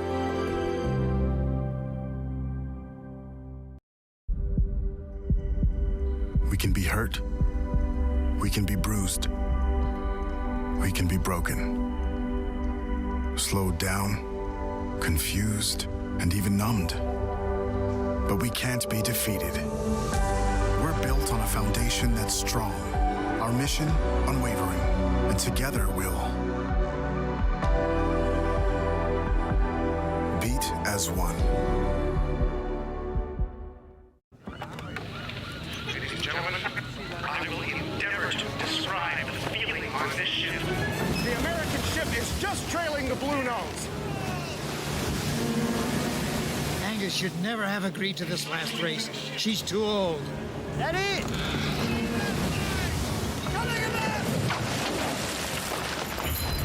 Johnson, halyard back! Get to it, man! Appears there's some kind of difficulty. Seems to be something loose up there, I believe. The topsail's foul!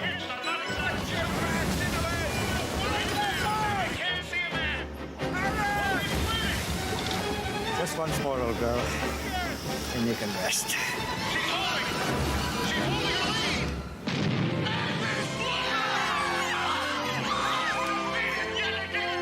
Her last race and still undefeated, the Blue Nose out of Lunenburg, Nova Scotia was fastest in the world for almost 20 years.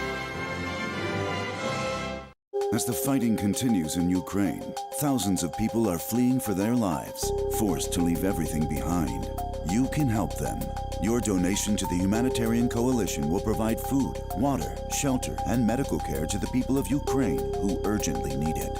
Call 1-855 461-2154 or donate online today at together.ca. That's together.ca. The Humanitarian Coalition. Together, saving more lives. We're in infinity pool. Hi, my name is Isabel. I'll be performing as part of Encore Ottawa 3. I hope you can tune in and catch it on Rogers TV. Every year, dozens of Canadians are killed or seriously injured because they take risks around railway tracks. Talk to your loved ones about rail safety. Visit stoptracktragedies.ca.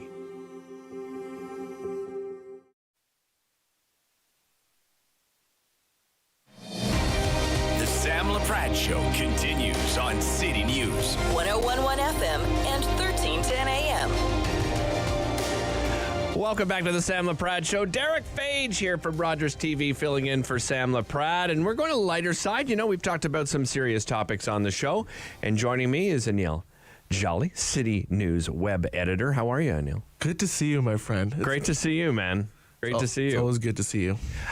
Let's talk about this trade to start things off. There's tons of things to talk about, but this is an interesting trade. The Sens send Nikita Zaitsev, a 2023 second-round pick, and a 2026 fourth-round pick to the Chicago Blackhawks for, guess what?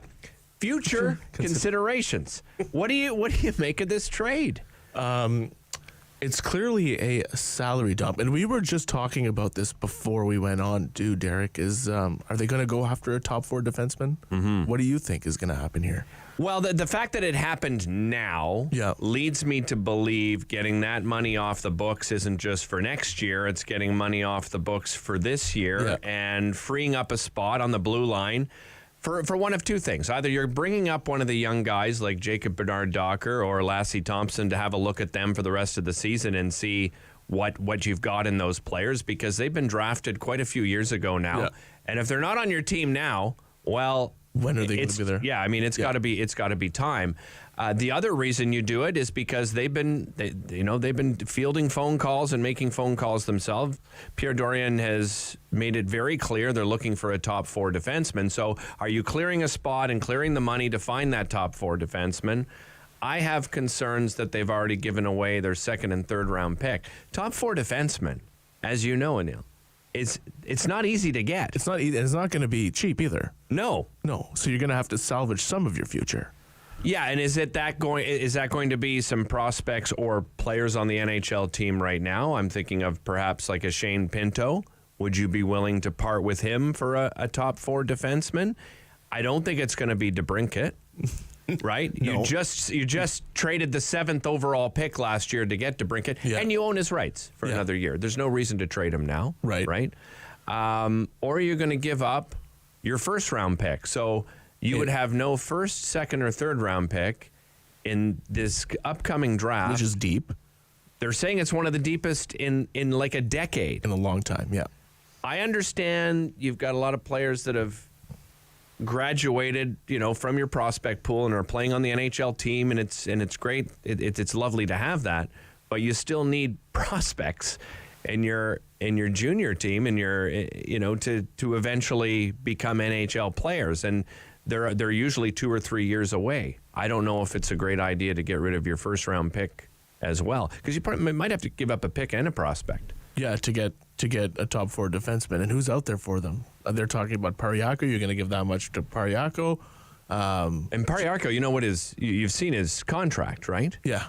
Like, you're talking another, 7 years he's got left? 7 years, I think he has left on that contract, yeah. So that's big dollars for a long-term contract, and I believe he would be 37 years old at the end of the contract. Those last 2 or 3 years might not look too good. No. Chychrun's one. Chychrun has been linked to a number of teams already, and we know that it's no secret Ottawa's been looking at him. But no, what was his team going to do? How many points are the playoff spot? They're sitting 6 points out of a playoff spot, right. 6 or 7. So at a certain point, but with lots of games in hand, there's lots of games in hand. At a certain point, Dorian's gonna have to make that call, right? What are we doing? Yeah, future, or do we want to make the playoffs? right? There was a lot of hype surrounding this team in the offseason. A lot of hype surrounding this I know team in the offseason. you've picked on me because I'm a huge fan. It was the summer of Pierre, everyone was calling it. I was not picking on you, Derek. I was not. That's not fair to say. It's okay to pick on me. I can handle it. Listen, I was extremely excited. They wanted to play. I didn't necessarily think they were going to make the playoffs, but the whole idea was to play meaningful games in late in the season. Yeah. They're still in that, being 6 or 7 points out of the playoffs. Those are meaningful games still. Are you looking, maybe they go on that, remember that hamburger run? Yeah, I don't know about that. That was historic, though. Oh, that was so exciting. Even if you're not a Sens fan, you had to kind of bask in all of that because it was a great run. For sure.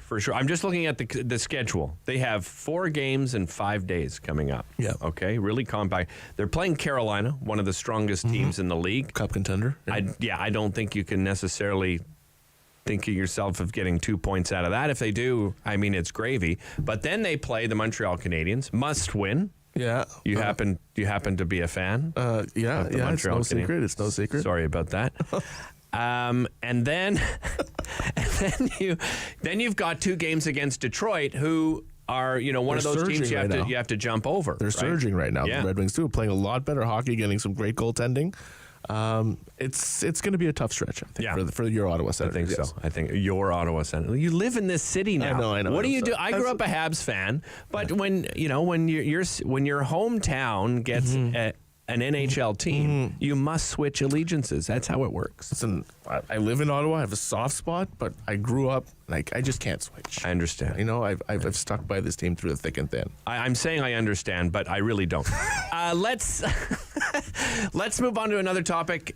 Blues Fest lineup released. Actually, 10 a.m. this morning, the pre-sale began, which is, a great value, $250 for the entire festival. Absolutely amazing. I think just for 10 days of amazing music, and look at the lineup this year. You like it this year? We were talking about it yesterday, how amazing this lineup. You got Foo Fighters, which drew one of the largest crowds in 2018. Yeah, I was there. Couldn't move, but I had a blast. Nice. Who else? You have Robert Plant coming. You have Weezer. You have Pitbull. It's just an array of genres. Shania Twain. Twain is coming. You have some great Canadian talent there. Yeah. It's for all music lovers. You like a different genre of music, you can go and celebrate and check out those side stages. There's a great undercard too. I'm always impressed. And you're done with that argument of, why do they call it the Blues Fest when it's people have been, can we wrap that up? Just wrap it up. It's one of the biggest festivals in the world. It brings so much money to Ottawa. It brings so much excitement. People come to our city to enjoy this. Yeah.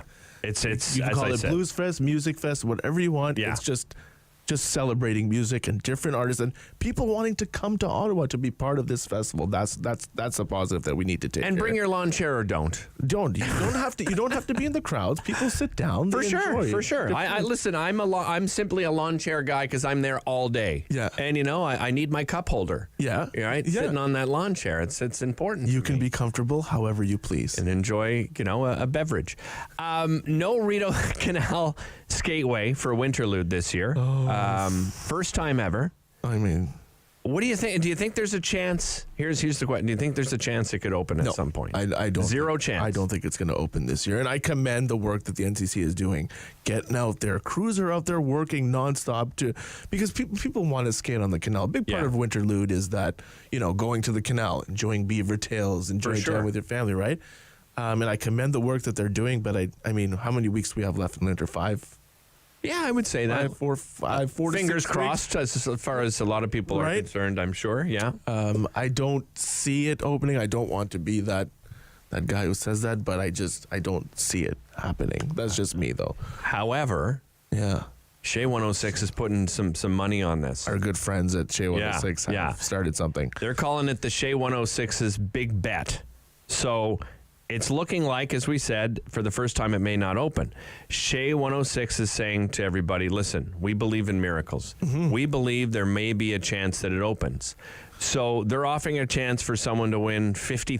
$50,000. Which Amy Volume told me is literally their entire contest budget for the rest of the year. So it's kind of a big deal, right? Yeah. Oh, yeah. And you know what? There's no money involved for those participating. You just go to Shea106.com.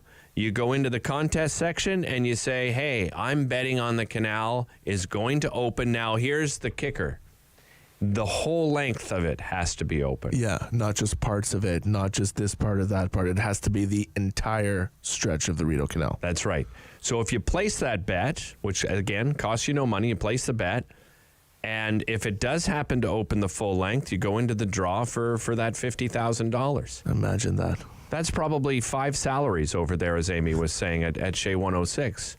She mentioned that to me yesterday. So, you know, they're worried. They're concerned over there. Well, yeah. And always a pleasure talking to you, my friend. Good to see you, buddy. Good to see you, too. Thanks for joining me. All right. Lots more coming up after the break. We're going to jump to our news here, just a little bit behind. This is Derek Fage filling in on the Sam Laprade Show. You're watching on Rogers TV and listening on City News. Sam Laprade will be right back on City News. 101.1 FM and 1310 AM. Join me for Season 3 of Paula Roy's Favorite Foods.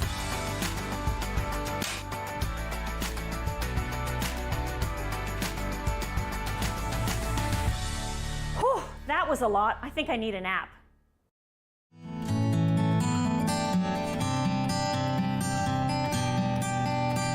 It's a new season of The New Fly Fisher on Rogers TV.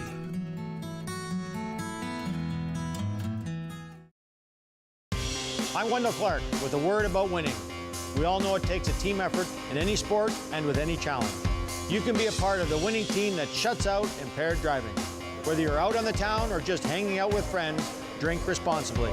Always have a plan for a safe ride home for yourself, your family, and your friends. You'll be helping to shut out impaired driving. Visit ArriveAlive.org to find out more. Arrive Alive. Drive sober. Hey folks, it's me, Giovanni Patini, the host of the RTV quiz show, the hottest show on television. It's the hilarious quiz show where you, the viewers, play for valuable non-existent prizes. It's got great trivia, fun facts, and a lot of laughs, all blended together in a perfect cocktail of edutainment. So join us Wednesdays at 7:30 right here on Rogers TV. Nice.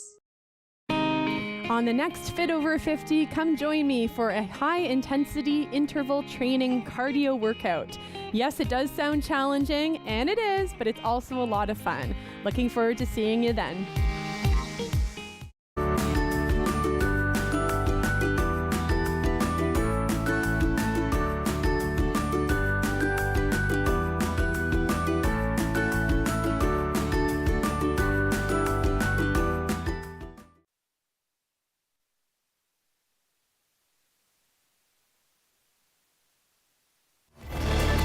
One for local news, traffic, and weather for Ottawa and the Valley. This is City News 101.1 everywhere.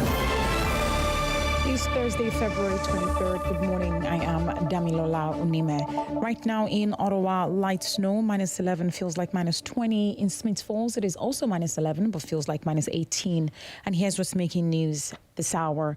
Ontario's Health Minister Sylvia Jones says the province has reached a 10-year deal with the feds on healthcare that includes $8.4 billion in new money. There's also a $776 million one-time top-up to address urgent needs, especially in pediatric hospitals and ERs, as well as long wait times for surgeries. The federal health minister also says the agreement will modernize the province's healthcare system, improve access to healthcare and mental health services, and also reduce surgical backlogs and support health workers. And a private member's bill is being introduced at Queen's Park today to address price gouging by temporary nursing agencies.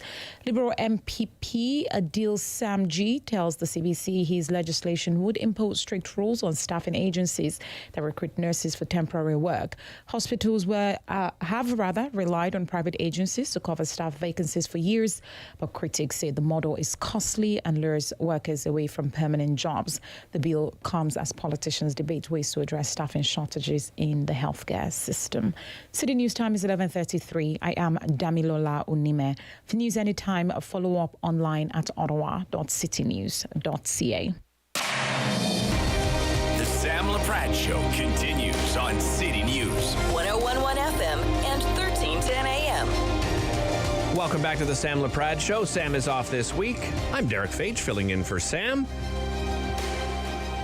Coming up, we're going to be talking about a topic that has been getting a lot of airtime for sure, and that is policing here in Ottawa, and for good reason, right?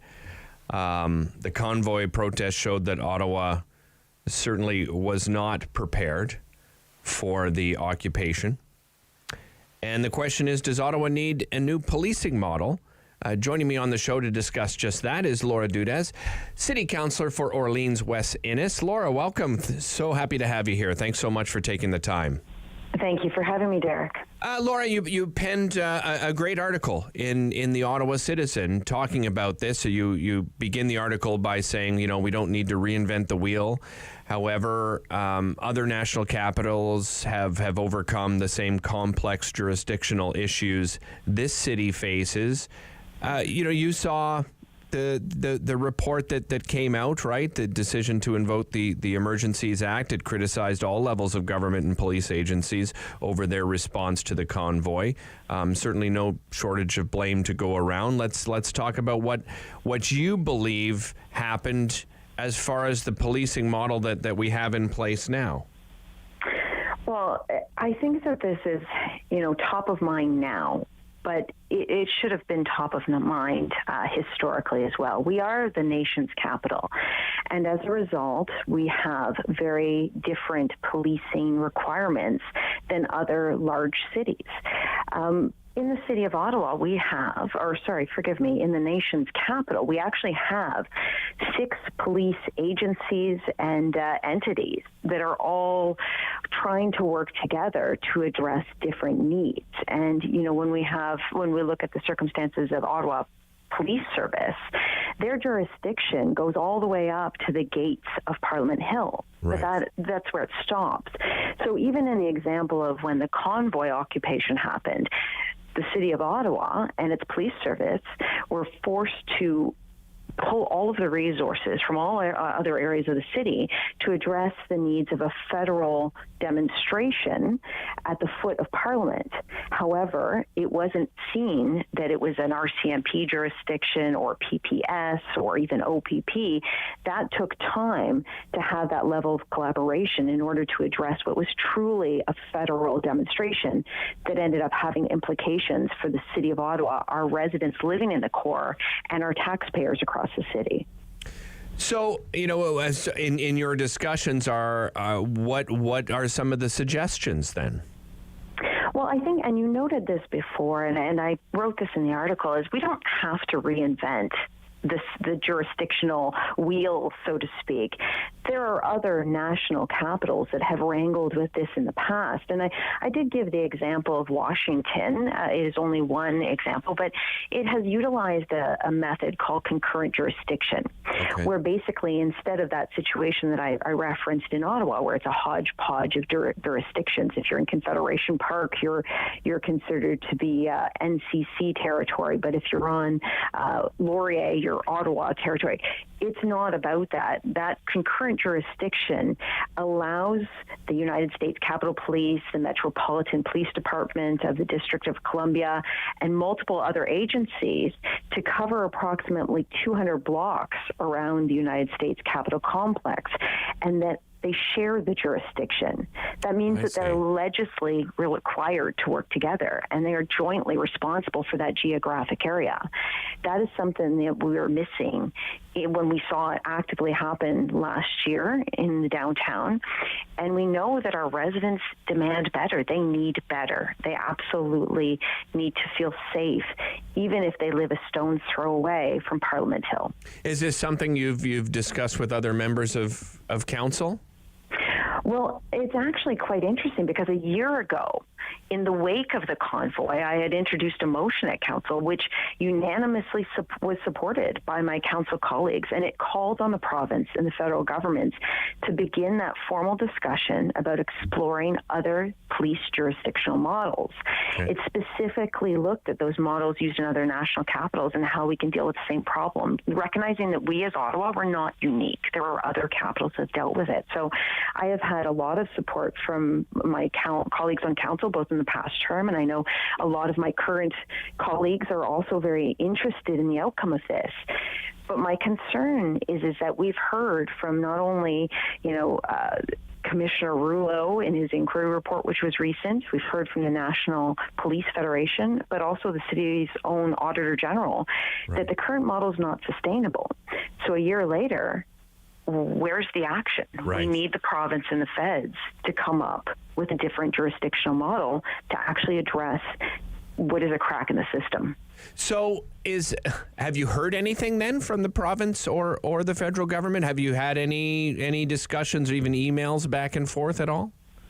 To the best of my knowledge, there has not been a formal discussion launched about where this goes from here involving the City of Ottawa. So while there's been, the commission has happened, there's been a number of inquiries, there's recommendations coming out from different entities. And as I noted, even our own city's Auditor General, in addition to this latest commission report, the fact is that, a lot of this has been talk to date. What we need is action. We know that we are the nation's capital.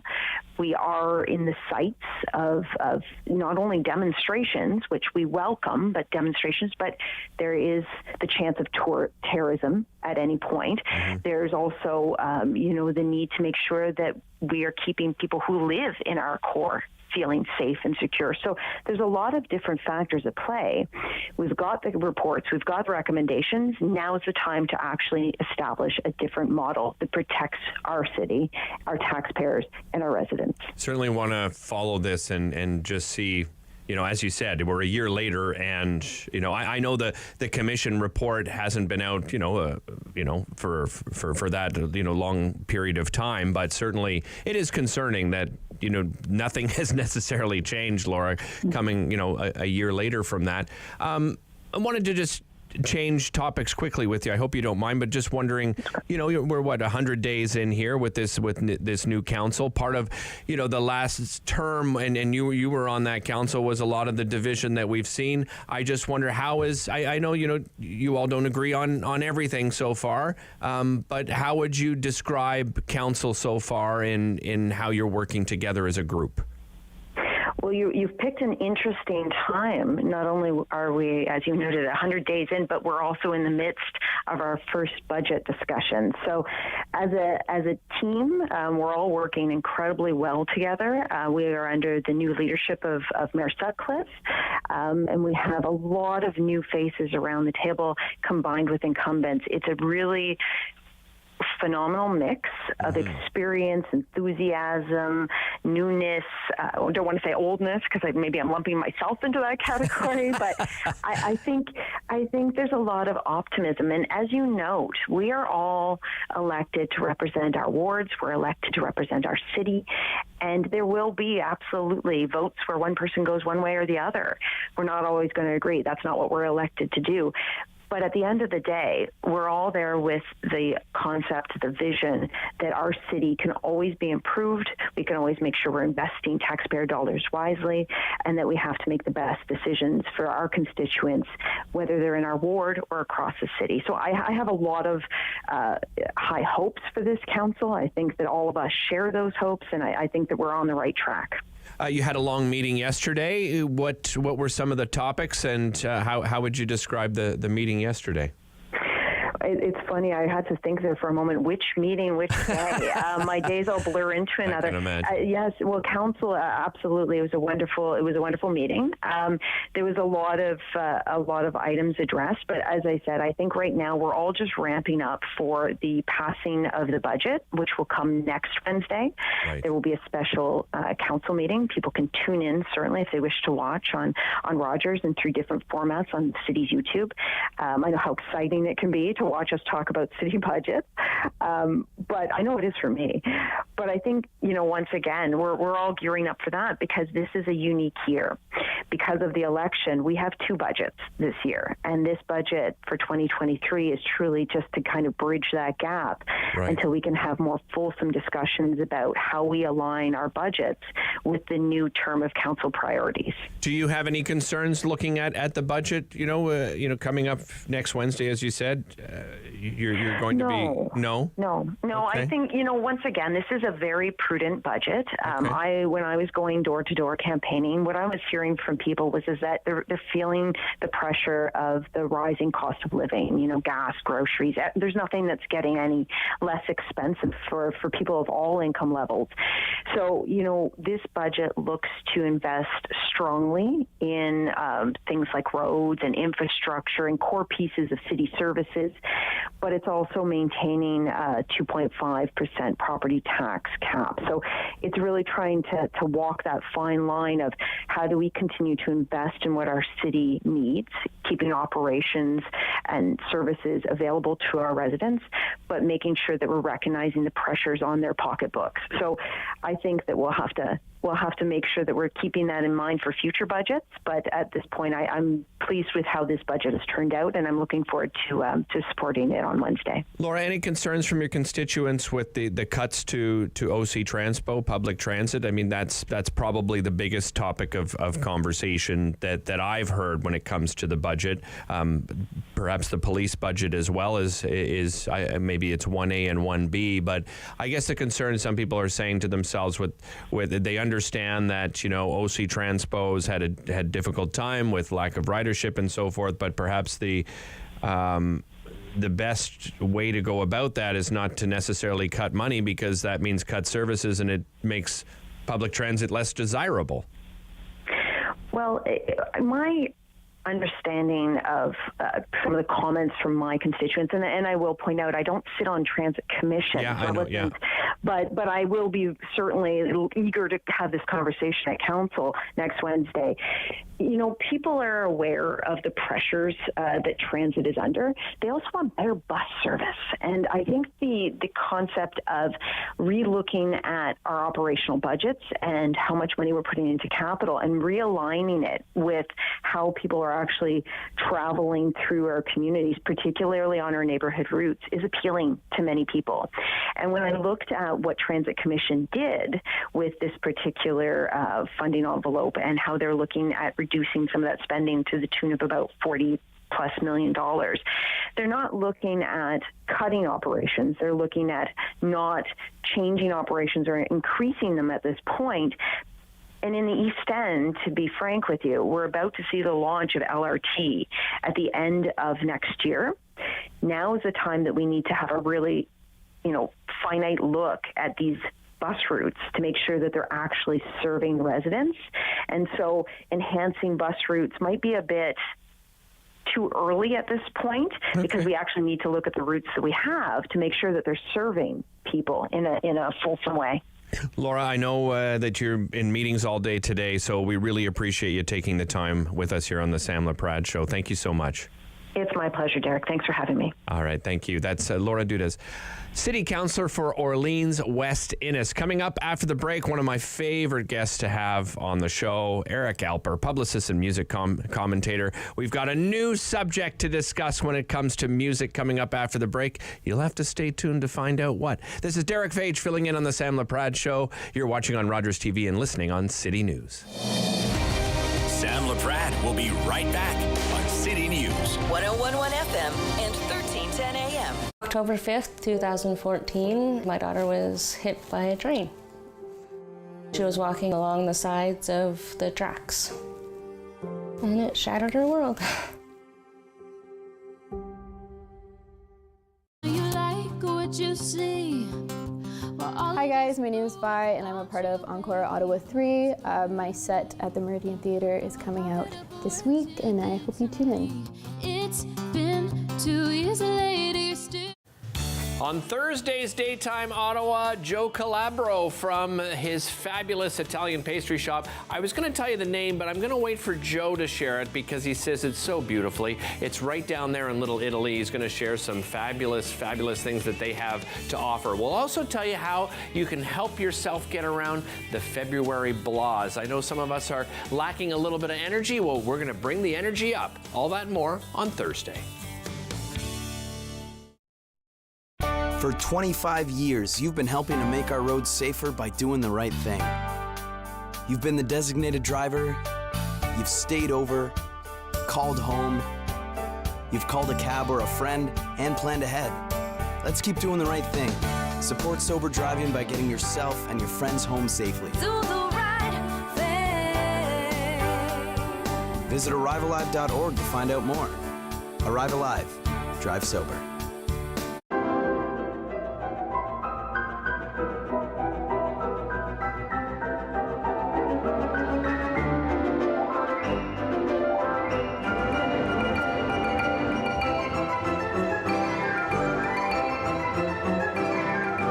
Hi, I'm Julian Armour from Music and Beyond. Join us for a new show this spring on Rogers called Music and Beyond Presents.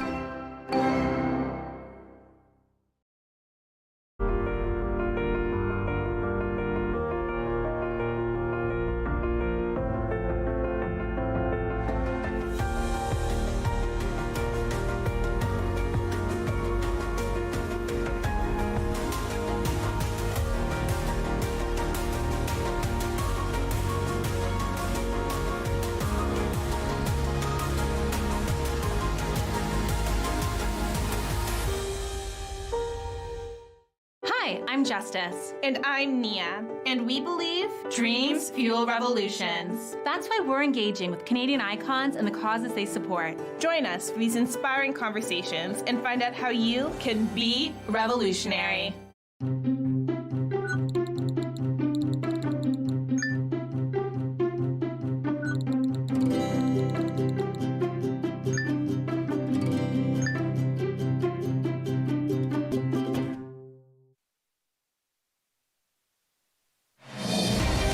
The Sam Laprade Show continues on City News. 1011 FM and 1310 AM.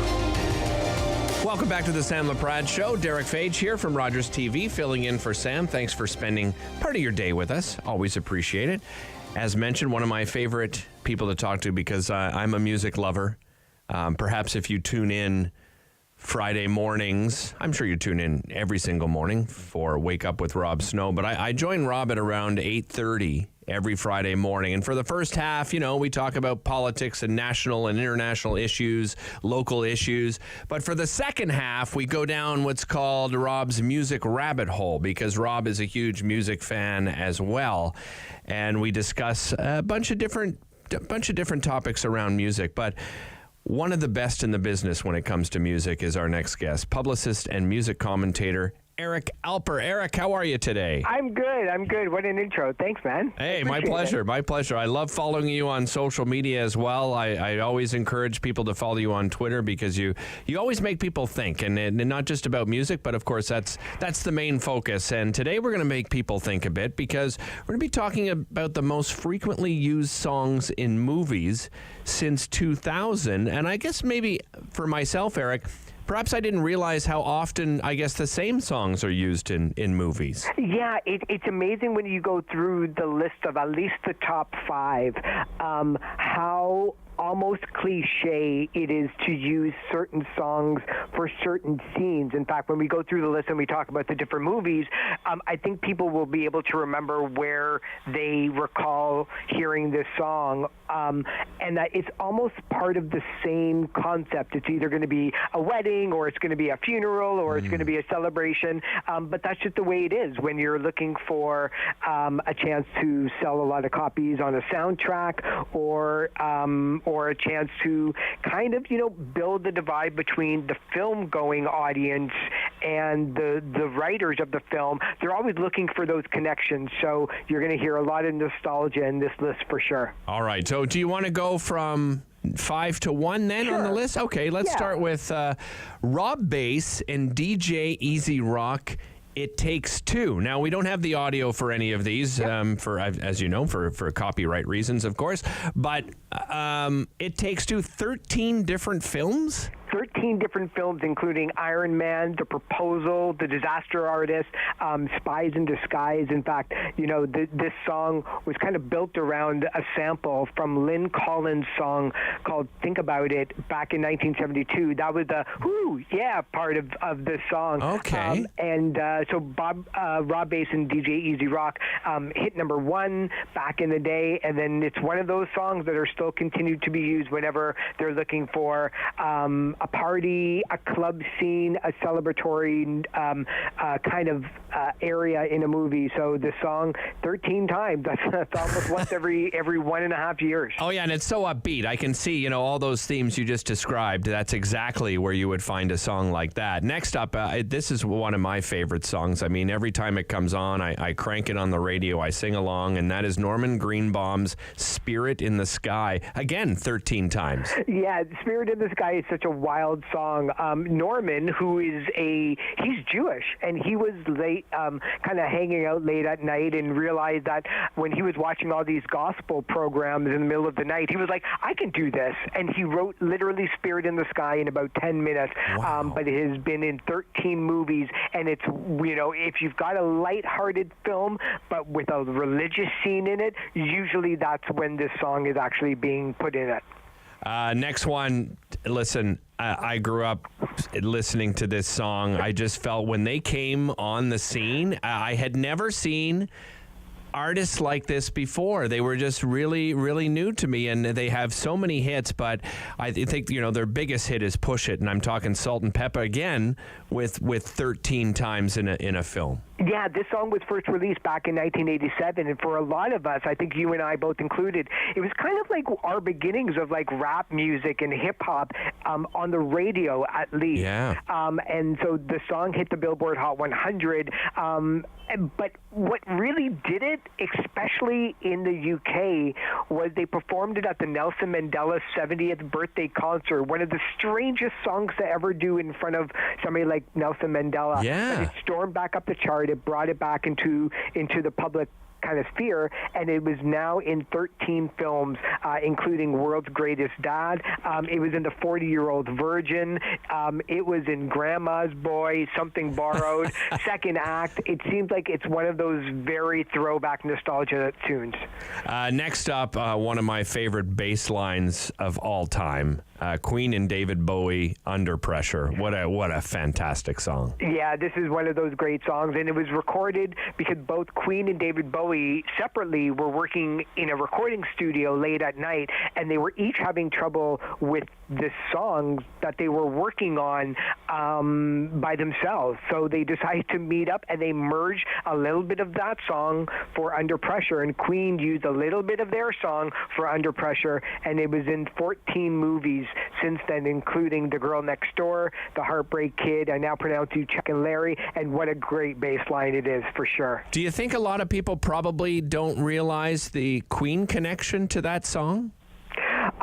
I think more people would probably realize the Ice Cube, the Vanilla Ice. Oh, the Vanilla Ice. Yeah, I mean that's a good song too. Actually, yeah, I like that one. Yeah. Oh, for a lot of people, I think it was kind of like, oh, that Vanilla Ice. He's a genius using that, until people realized that, hey, wait a second, is that a sample of it? But it, as Vanilla Ice would say, he changed one bass note, so it wasn't the same. But he ended up getting sued and having to give Queen and David Bowie almost all of the royalties to the song. Yeah, absolutely. And one of the most played songs on radio to this day. And coming in at number 1, 15 times, we would find it in a movie since 2000, is MC Hammer's You Can't Touch This. Yeah, 15 times. It was the first rap song to be nominated for a Grammy Award for Record of the Year back in 1991, and it's really never left.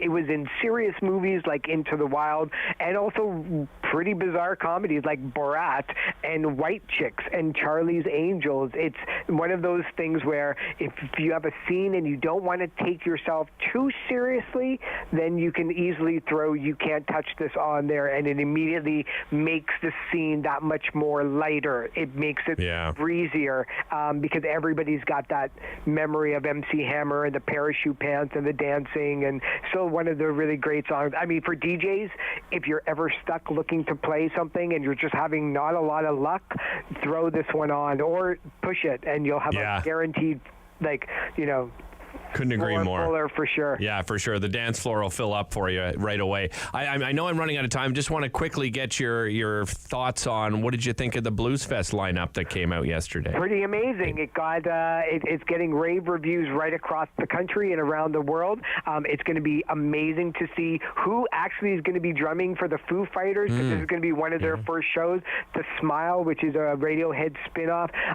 Weezer, Shania Twain, Robert Plant, Pitbull, Black Indie Rodeo Kings. What an amazing comeback that this festival has done since COVID. Yeah, I couldn't agree more. Eric, as I said off the top, always love talking to you. Real pleasure having you back on the show again today. Happy to do it, man. Have a great weekend. Thanks, you too. That's Eric Alper, publicist and music commentator. And as I said, check out his Twitter feed. He's a lot of fun to follow there on social media. Coming up after the break, it is Lunch with Derek, usually Lunch with Sam, but Sam is off today. We've got a number of topics to discuss. We'll be back after the news. This is Derek Fage filling in on the Sam Laprade Show. You're watching on Rogers TV and listening on City News.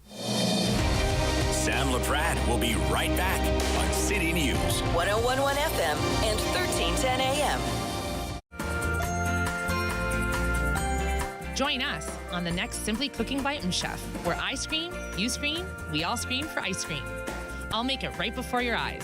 I'm getting shivers just thinking about it. Your City News forecast for today could be a windfall of cash. With our weather guarantee, if we're off by 3 degrees, you could win. Enter at ottawa.citynews.ca. And if you hear your name on Wake Up with Rob Snow at 7:21 a.m., call in to claim your cash. Think it's okay to drive high? Think again. Drug-impaired driving is as illegal as drunk driving, and in Ontario, the penalties are the same. If police suspect you're driving under the influence of drugs of any kind, or a combination of drugs and alcohol, and you fail a roadside test, your license will be suspended immediately for up to 30 days. You'll pay a penalty of $198. And you can be charged with a criminal offense of impaired driving, the same as alcohol. Driving high is never okay. Do you have something to share? Let everyone know about your next meeting, your need for volunteers, or your fundraising event on the Rogers TV Community Billboard. Send us your words and we'll bring them to life on Rogers TV and rogerstv.com.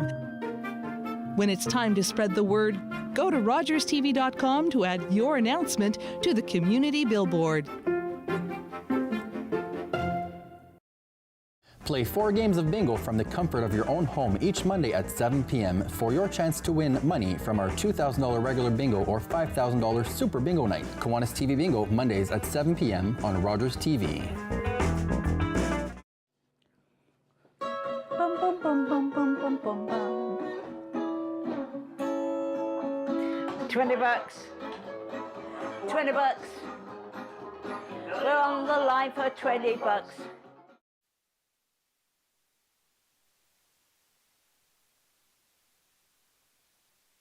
Is City News. CIWW 1310 AM in Ottawa. And CJET 101.1 FM in Smiths Falls and the Valley. Number 1 for local news, traffic, and weather for Ottawa and the Valley. This is City News 101.1 everywhere.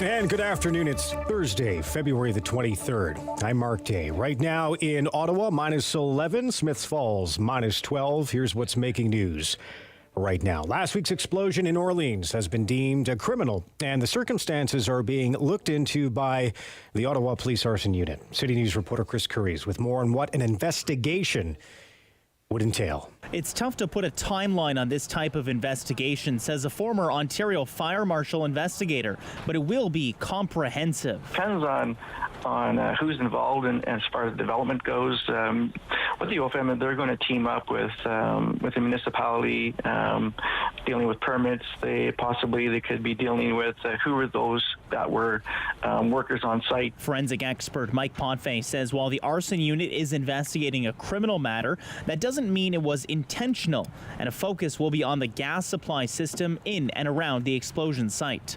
Chris Curry's City News. Now let's get a check of the forecast. Here's our weather specialist, Denise Andriacci.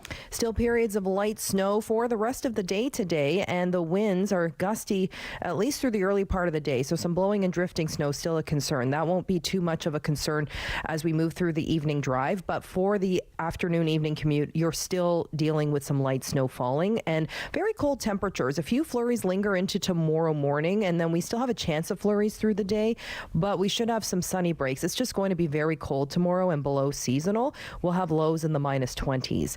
The guaranteed high for today, minus 10.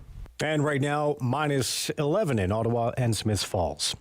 City News Time, 12:03. Nurses with the Ontario Association of Nurses they're on the streets today for an information picket.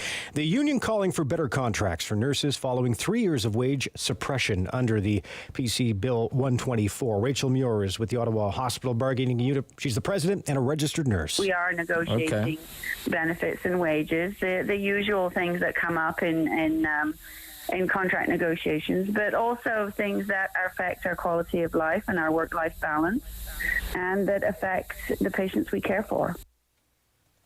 She says they're asking the province to seriously consider the proposals they have put forward and not just brush them aside in what they call an unfair negotiation. City News Time, 12:03. This just into City News. Prime Minister Justin Trudeau says his government has signed healthcare agreements in principle with all 4 Atlantic provinces and Ontario, making that announcement to students in Halifax earlier this morning. Loblaw Chairman President Galen Weston says the grocery company has used its assets to provide value to customers in a period of continued inflation. The retailer earning a profit of $529 million in its latest quarter. That's as revenue rose nearly 10% year over year to $14 billion. Weston says customers continue to benefit from the company's extensive private label offering, leading loyalty program and targeted promotions. I'm Mark Day for News Anytime. Follow up online at ottawa.citynews.ca. Connecting you and your community. This is the Sam Laprade Show on City News. 101.1 FM and 1310 AM. Welcome back to the Sam Laprade Show. Derek Fage here filling in for Sam. Around this time, as you know, it's usually Lunch with Sam. But today it is Lunch with Derek.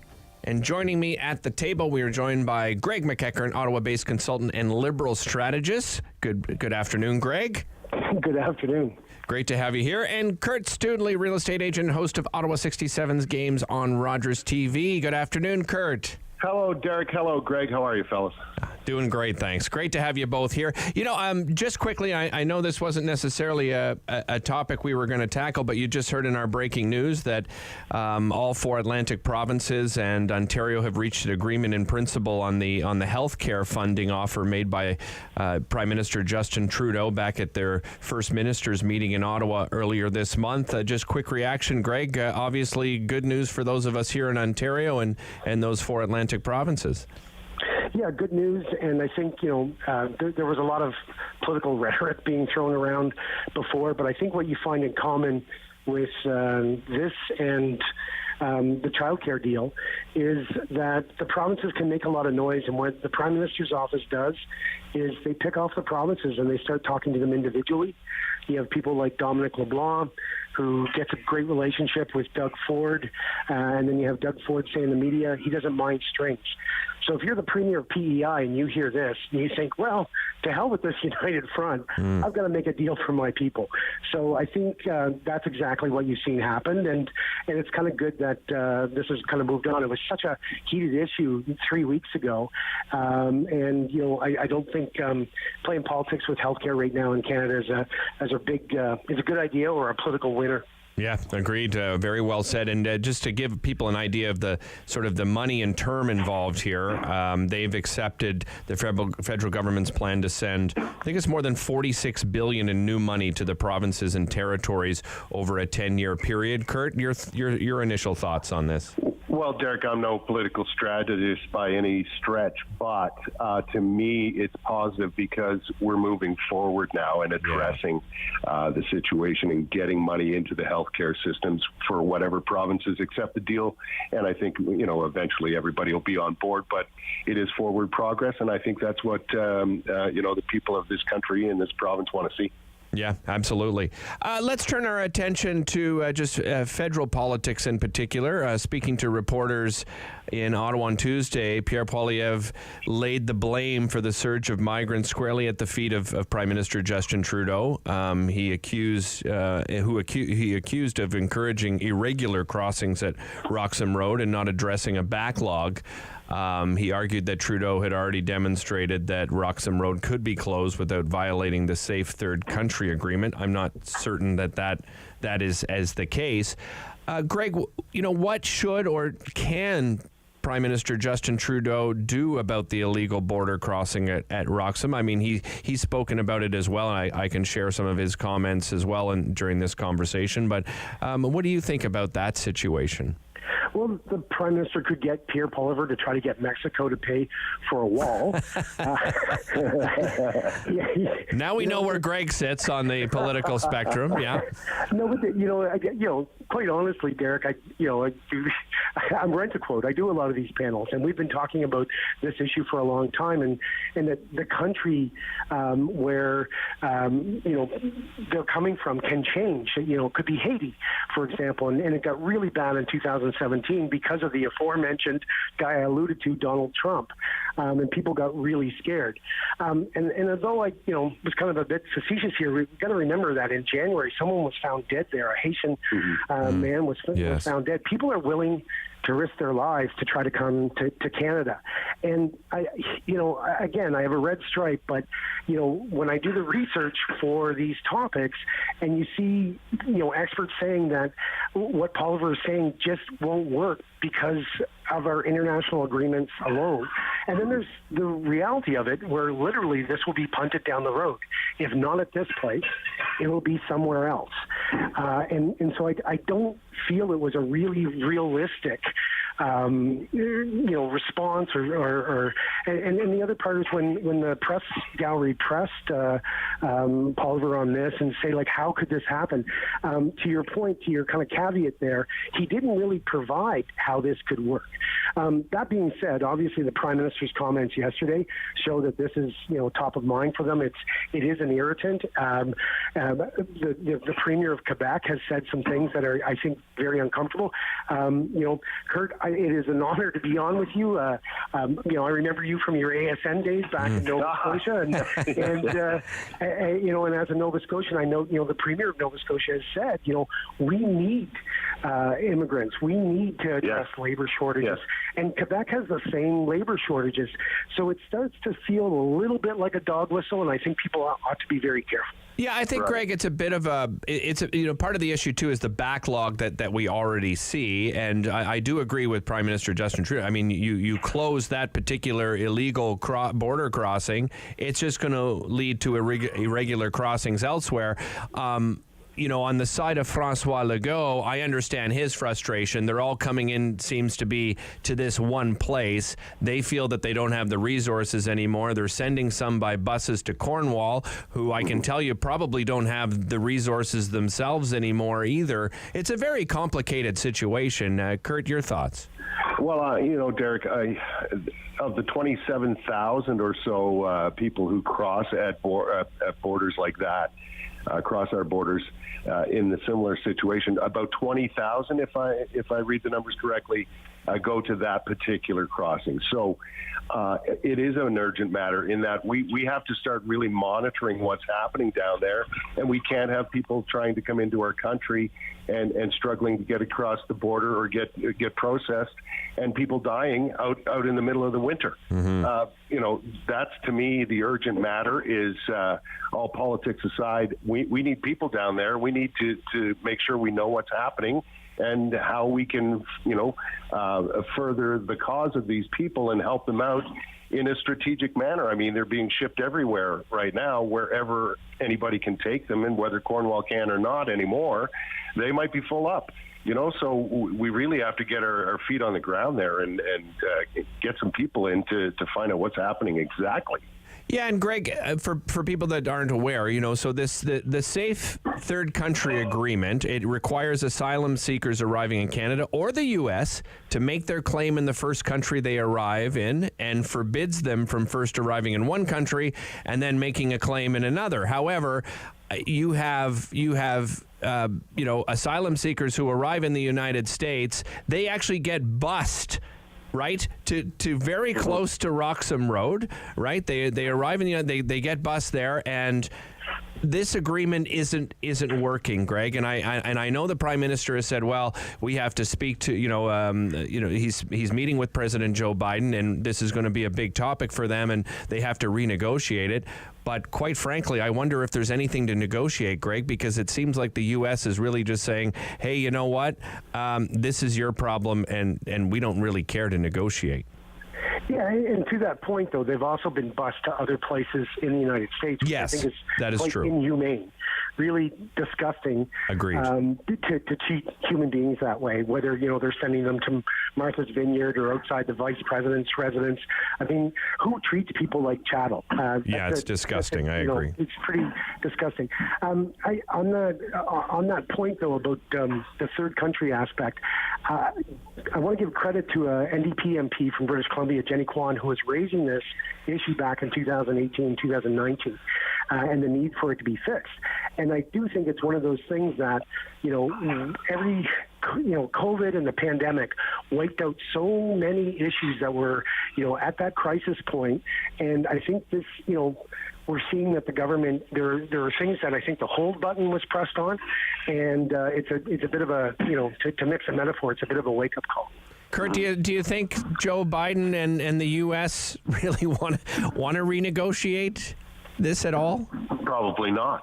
Yeah. Because as it stands, they're ignoring it already. Exactly. And, if we renegotiate this, I think they'll take an even harder line and have it in writing exactly what they want. Because they're just turning a blind eye to for the most part. But I guess the other side of things is this group of people, these people who are migrating and coming into Canada, they want to come to Canada, right? Right. So that's part of the issue too. It's not just that they're sending busloads wherever they can. I think there are a lot of people in that situation who want to come to this country. Yeah, no, I think that's an excellent point, and they have to get here somehow. And if they go through the United States, well, that's the that's the easiest route. Know how to do it, right? How to go through official channels. They just want to get here. Yeah, agreed. All right, you guys are going to stick around. Greg McEachern and Kurt Studley will stick around for another helping of Lunch with Derek. We'll be back with some more topics after this. This is Derek Fage filling in for Sam Laprade. You're watching on Rogers TV and listening on City News. Sam Laprade will be right back on City News. 101.1 FM and 1310 AM. Hello, I'm Jim Deeks, host of Canada Files. I hope you'll join me each week for interesting and informative discussions with some of Canada's most impressive people. We're in infinity. Hi, my name is Isabel. I'll be performing as part of Encore Ottawa 3. I hope you can tune in and catch it on Rogers TV. When it comes to drugs, how much freedom is too much for kids? Drugs are out there. Will my teen feel free to say no around other kids? I didn't live drug-free when I was younger. Can I admit that to my kids? Drugs worry me, but how can I feel free to talk about it with my kids? Questions about drugs and kids? Call or chat to get real-time support.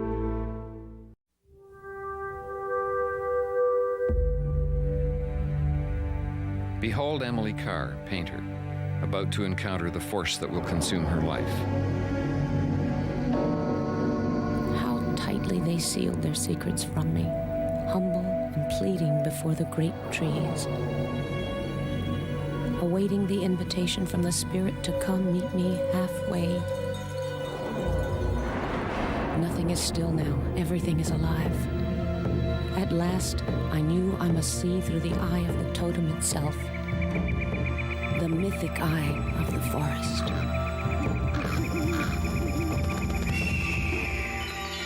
Seldom able to live by her brush, before she died in 1945, Emily Carr was in the first rank of Canadian painters.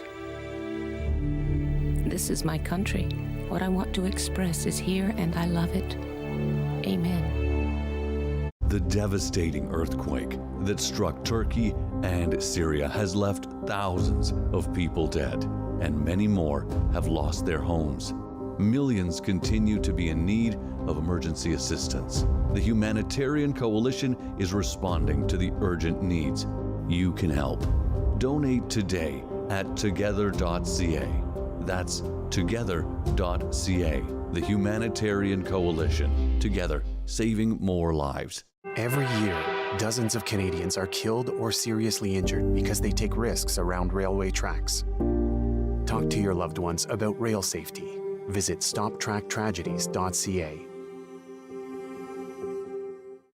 Join me for Season 3 of Paula Roy's Favorite Foods.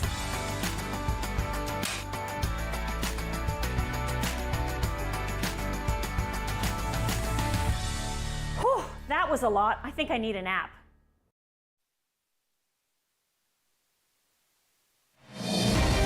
The Sam Laprade Show continues on City News. 101.1 FM and 1310 AM.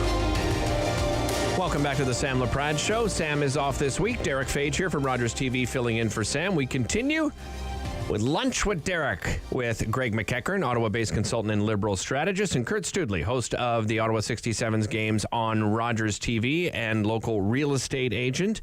We're going to turn our attention to Russia. It's, as you know, 1 year since Russia invaded Ukraine. The war continues to rage on. And as both of you know, Russia remains excluded from many international sporting events, but that could soon change. So next year's Paris Olympics are fast approaching. Qualifying events are underway. The International Olympic Committee is working to bring athletes from Russia and ally Belarus back into competition. But of course, not everyone agrees. Some countries are considering boycotting the 2024 Summer Olympics. And my question to you is, what do we do about this situation? Should Canada consider boycotting if Russia is invited to compete, or should we not allow Russian athletes to compete? I'll start with you, Kurt. What are your thoughts on that? Well, I'm no fan of the boycott at all, Derek, okay. For many reasons. Canada and other countries included, because let's face it. First of all, Canadians and others aren't going to watch if our countries aren't involved in it. So if that's going to be the case, if it's a massive boycott or Russia is going to be invited in the first place, then why bother having the event? Because I think that'd be a thing that a boycott like that would include other countries from around the world. However, a reason I don't like the boycott is let's think about the athletes involved here, from our country in particular. They struggle to get funding. They get a gold medal. They don't get the pot of gold that other countries offer their athletes. True. This is the pinnacle for many of our young athletes. Most of them who go, it's the biggest thing that will ever happen to them in their athletic careers. So, boycotting to me punishes the athletes more than anybody else. And I don't see how boycotting, really puts any jump into what the message we're trying to send to countries like Russia. Just ban them from the Olympics until their actions are acceptable. Yeah, and Greg, I think Kurt brings up a great point. The punishing these athletes, and I think sometimes we forget that this is really an athlete's only opportunity to perhaps, financially gain from going to the Olympics, because if they do happen to win a medal or there's a great storyline, behind their performance, suddenly there are, advertising and promotional opportunities and, working with brands and so forth. So this goes beyond just going to the Olympics itself. There's other implications. What are your thoughts, Greg? I agree with you that Kurt put it this really well. You think about athletes, there's a small window, depending on age, things like injury, where they might have the opportunity to go, and then it's disappeared. I think the three of us are old enough to remember the boycott of the 80 Olympics because of the Russian invasion of Afghanistan, and then the Russian response in '84 in LA. And what did that really accomplish in terms of changing world events? The other aspect, I think, just there is something really striking when you see small countries that have sent a handful of athletes. Sometimes it's just a couple of people. Yeah. And that was the purpose of the Olympics, so that, as a globe, we could get together. So I just don't think it actually accomplishes anything, but as Kurt said, it hurts the athletes. We're going to stick on sports here, so a little bit of sports talk, because as you know, Kurt is the host of Ottawa 67's games on Rogers TV, which I believe they're back on a 3-game winning streak now, Kurt? Yeah, they've won 8 in a row against OHL opponents. The only thing was they lost a couple of games to Gatineau a couple of weeks ago, but they're rolling pretty good right now, and they've got a big test on Friday night as Windsor comes to town. Windsor is at or near the top of the Western Conference. The 67's, of course, leading the East. So, they had a great game against North Bay the other day and won in overtime, and now they've got another big test coming up on Friday night. Should be a good one. Yeah, I'm looking forward to that, and Saturday's matchup should be a great one as well. Let's move to the Ottawa Senators. They made a trade yesterday. It's an interesting trade. It's one that has been talked about for 2 seasons now.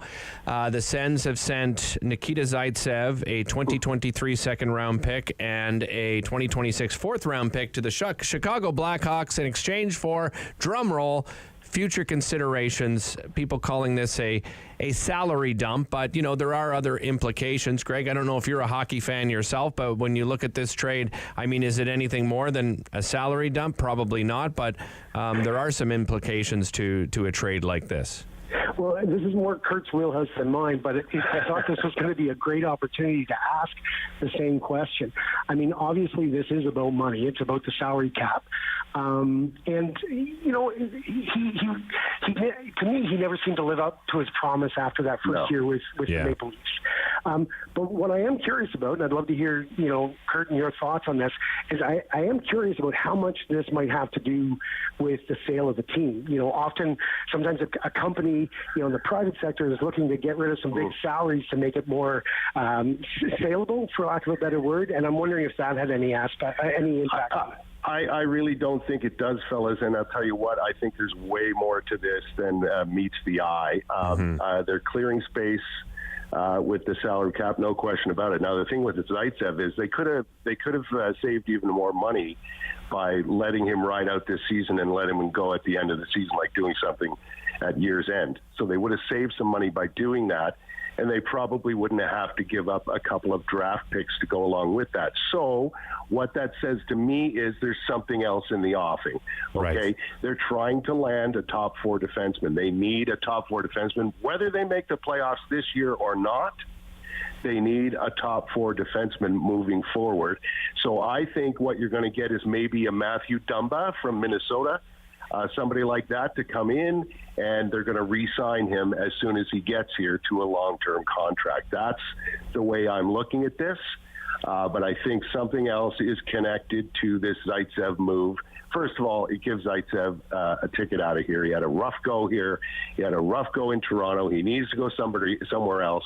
He's a decent player who really took the brunt of the fans and so on, and maybe rightly so. But he's got some skills, but he really didn't showcase them while he was here. So it gives him a second opportunity to move on. It's $4.5 million off the books right away. So that tells me that there's space, and they want to make a move they need another defenseman, guys. That's what they need. For sure. Yeah, I agree. I guess my only concern about that, Kurt, is that now they don't have a second and third round pick for this upcoming draft, which is supposed to be one. They might get that back in another deal. Right? They might, but what they have to offer before the deadline, I don't see a second or third coming back. Maybe if they trade Talbot, somebody might be interested in that. But I'm seeing the price at a fourth round pick for him, and then someone like Austin Watson, you're looking at a bag of pucks. I mean, I don't mean to put him down. He's a great guy. guy. Yeah. I mean, he's I'd be surprised if we get a fourth for him. That'd be a win. But you know what happens here is now if they try to get a top 4 defenseman, you may have to give up your first round pick in this upcoming draft. Now you've got no picks in the first 3 rounds, and your prospect pool is starting to dwindle pretty quick. The blue team gave up their first rounder the other day to make a big deal. So, sometimes that's got to be in the mix. So who knows? Yeah. And Greg, I mean, as far as you had a good question about ownership coming, I'm surprised they're allowing Pierre Dorion to make any major moves, to be honest with you, because the next group of owners that are coming in here, they're going to want to bring in their own people. Maybe he's trying to save his job to a certain extent. I'm not sure, but if I was the board of directors right now, I'd tell Pierre Dorion, you know what, don't do anything. Just no sudden moves. Yeah, from what I know, fellas, it's business as usual. Like they're running this as it should be run, and that was part of the mandate. Whether that came from Eugene Melnick's estate, I don't know, but the management group has managed to stay separate from the sale end of things, I think, and they're running business as usual. Like they want to build a winning team, and that's also very attractive when you've got people bidding on it, right? Yeah, no, absolutely. Great point. The other, I'll say this is the last thought on that trade is perhaps they're freeing up money to sign DeBrincat to a long-term contract. Yeah, that's the other thing. I'm sure they want to keep him. I mean, he didn't have a big a season as he did last year, but he's really come around and he's really contributed. And you're starting to see more of him. Yeah, I think he's an important part of the team moving forward for sure. Gentlemen, what a pleasure. Thanks so much for joining us on Lunch with Derek today. Really appreciate it. Thank you. Pleasure. This is great. Thanks. All right, take care. That's Kurt Studley, host of Ottawa 67's games on Rogers TV. Of course, some games coming up this weekend. Make sure you tune in to Rogers TV. We've got coverage at 7 o'clock on Friday, 7 o'clock on Saturday, and then the Sunday game is at 6:05. So we'll have all those games for you. And a big thanks as well to Greg McEachern, Ottawa-based consultant and Liberal strategist. We'll be back with more. This is Derek Fage filling in the Sam Laprade Show. You're watching on Rogers TV and listening on City News. Sam Laprade will be right back on City News. 101.1 FM and 1310 AM.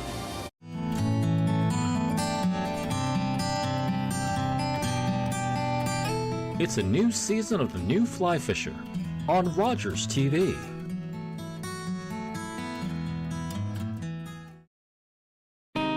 On the next Fit Over 50, come join me for a high-intensity interval training cardio workout.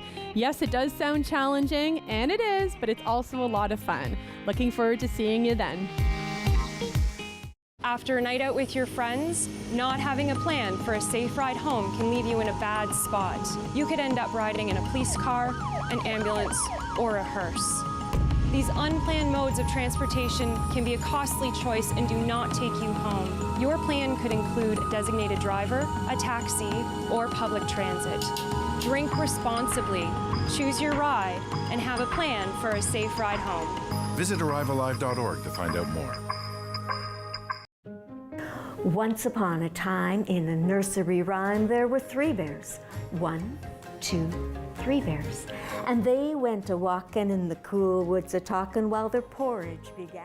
Rogers TV invites you to let your imagination roam as we present Ottawa Storytellers. Each week we'll present a collection of original creative stories and inspirations for children of all ages. Join us for Ottawa Storytellers on Rogers TV.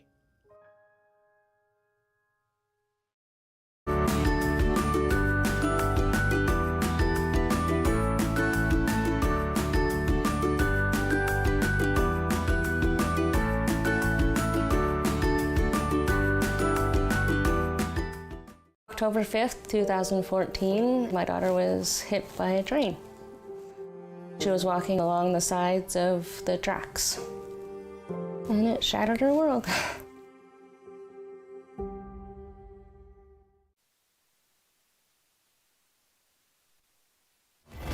Number 1 for local news, traffic, and weather for Ottawa and the Valley. This is City News 101.1 everywhere. And good afternoon. It's Thursday, the 23rd of February. I'm Mark Day. Right now in Ottawa, some light snow, minus 11. Feels like minus 20 in Ottawa and Smiths Falls. Here's what's making news right now. We have some breaking news in the healthcare front. The federal government has reached healthcare funding deals now with all 4 Atlantic provinces and Ontario. Prime Minister Justin Trudeau making that announcement this morning. He's in Halifax as part of a 10-year, $46 billion agreement between the federal government and the premiers, announced more than 2 weeks ago. The Liberal government promising to negotiate bilateral agreements with each province and territory. Now, the details haven't all been released, but the 10-year deal with Ontario is worth $74 billion, including $8.4 billion through a bilateral agreement with a 10-year deal with Prince Edward Island. That's worth about $996 million. Federal officials are expected to provide an update on the deal coming up in about a half hour from now. 17 new cameras will be snapping photos of speeders across the city. 11 of the new cameras will be installed in school zones. 2 will be close to city parks, and 4 others will be installed along high-speed roads, which are popular among street racers in the capital. City says they used multiple criteria to determine where to install these cameras, including a history of speeding, collisions, school locations, and feedback from Ottawa Police. I'm Mark Day. Get your news anytime. Follow up online at ottawa.citynews.ca. The Sam Laprade Show continues on City News. 101.1 FM and 1310 AM. Welcome back to the Sam Laprade Show. Sam is off this week. Derek Fage here from Rogers TV filling in for Sam. Thanks for spending part of your day with us. Always appreciate it. Well, we just came off a lunch with a number of topics at the table, and we continue the discussion with the business lunch. And this is a great opportunity for us to introduce you to incredible local businesses here in our community. Also, interesting events and things that are happening. But wanted to introduce you to a fabulous couple of businesses. One is called Quichua World Market, and the other is Tickled Pink, and we're joined by its owners, Jill and Jacinto. How are you both? I'm fine, thanks. It's very great. well, thank you. Excellent. Great to have you both here. And Jacinto, I'll start with you because this is a story, an interesting story, because ever since you were a little boy, you've been part of sort of your family's small business. Take me back to those days in Ecuador and your family's small business. Yeah, I was always involved with my dad used to make our traditional sandals that we use in Ecuador for men and women. He used to make them all by hand and then take them to the market every weekend. And I used to be the front guy there selling the product. And I used to be always helping him. And I understand music's a big part of your life, and that's what brought you here to Canada. Yes. Music, I came to Canada in 1992 with a group of Cesar Pacari. We used to play here at Rideau Street. We used to do some busking too. I remember the first winter in 92 that we did that. And also now I still play music with the Colores Andinos. So we're going to be playing at the NAC May 28th. Oh, terrific. Excellent. Well, I'm happy to hear that music's still a big part of your life. I know that is a huge part of your life and being an entrepreneur. So, Jill, you have to tell me, how did you and Jacinto meet? Oh, that's funny that you asked, because I was just having this conversation with somebody yesterday. I was taken with the music that I heard at a conference that I was attending so many years ago, and I'd never heard or seen anything quite like it, and it turns out it's the traditional indigenous music of Ecuador, and a dashing young man introduced himself to me. Nice. And the rest was literally history. That's 30 years in the making there. You know what I love about this conversation is Jacinto, work never stops for him. I can hear him, he's making sales as we speak, Jill. Yes. Multitasking, I love it. Multitasker. Yeah, exactly. I want to talk about some of the principles that are very important to you both and your business. And I'm not sure who wants to speak on it, but let's just start with sustainability. Maybe Jill, since Jacinto is busy making sales, you can can talk about that and why sustainability is a big part of what you do and how you go about that. Sure, for sure. Well, when we sort of started business, we were just following along with what Jacinto's always done, which is, bringing product to marketplaces, product that people love and enjoy. And I started to realize that we were supporting handcrafters that, they've, as technology, of course, has reached every corner of the world, but these are still people that spin wool and dye fabrics and loom weave and knit and crochet, and they do all these things by hand. These are traditions that are passed down and taught.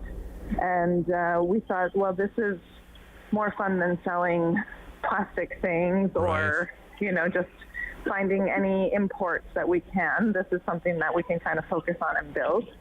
And so over the years, supporting those smaller businesses that are, same type of entrepreneurial spirit from different countries around the world. It grew as Jacinto and our locations grew, and he started traveling and finding more places that do similar work to his hometown. So all over the world, really, we found little pockets of places that have interesting, unique handcrafts.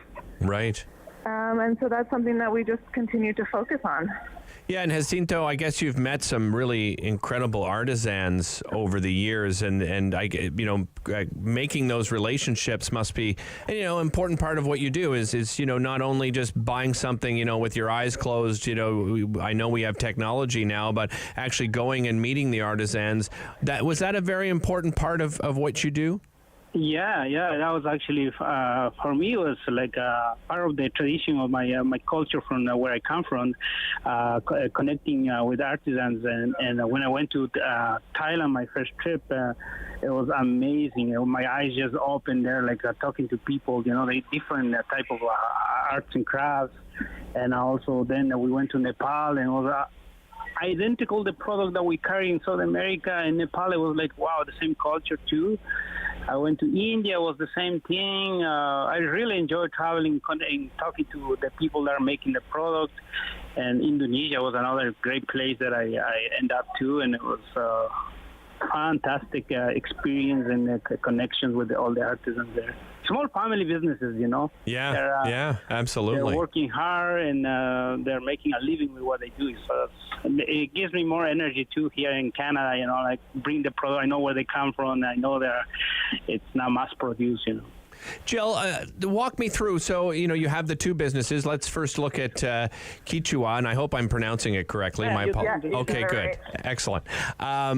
Just the types of products. I was on your website earlier and see, alpaca wool is a big part, indigenous crafts and so forth. But for our listeners that aren't familiar with the business, tell us a little bit more about your product line.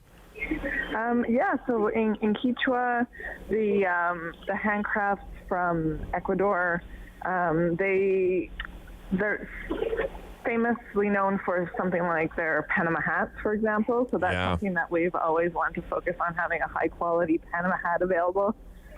But then depending on the season, so in Nepal, you get a lot of the wool, fleece-lined wool winter wear, so the big chunky sweaters and the hats and the mitts and the heavy socks.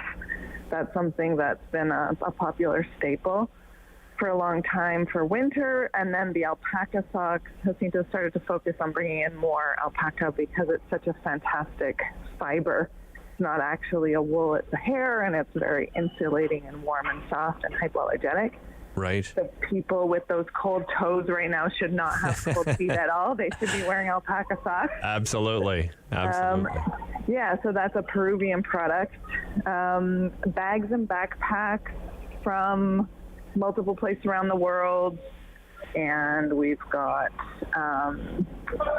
beautiful embroidered shawls and jackets from India. Nice. A lot of fair trade products coming out of Nepal, so it's clothing for men and women. And then anything that looks like it would be Indigenous made is Canadian Indigenous made. We make sure that we highlight some products from here that a lot of people come looking for. So Nice. we've got some dream catchers and some jewelry and stuff like that too.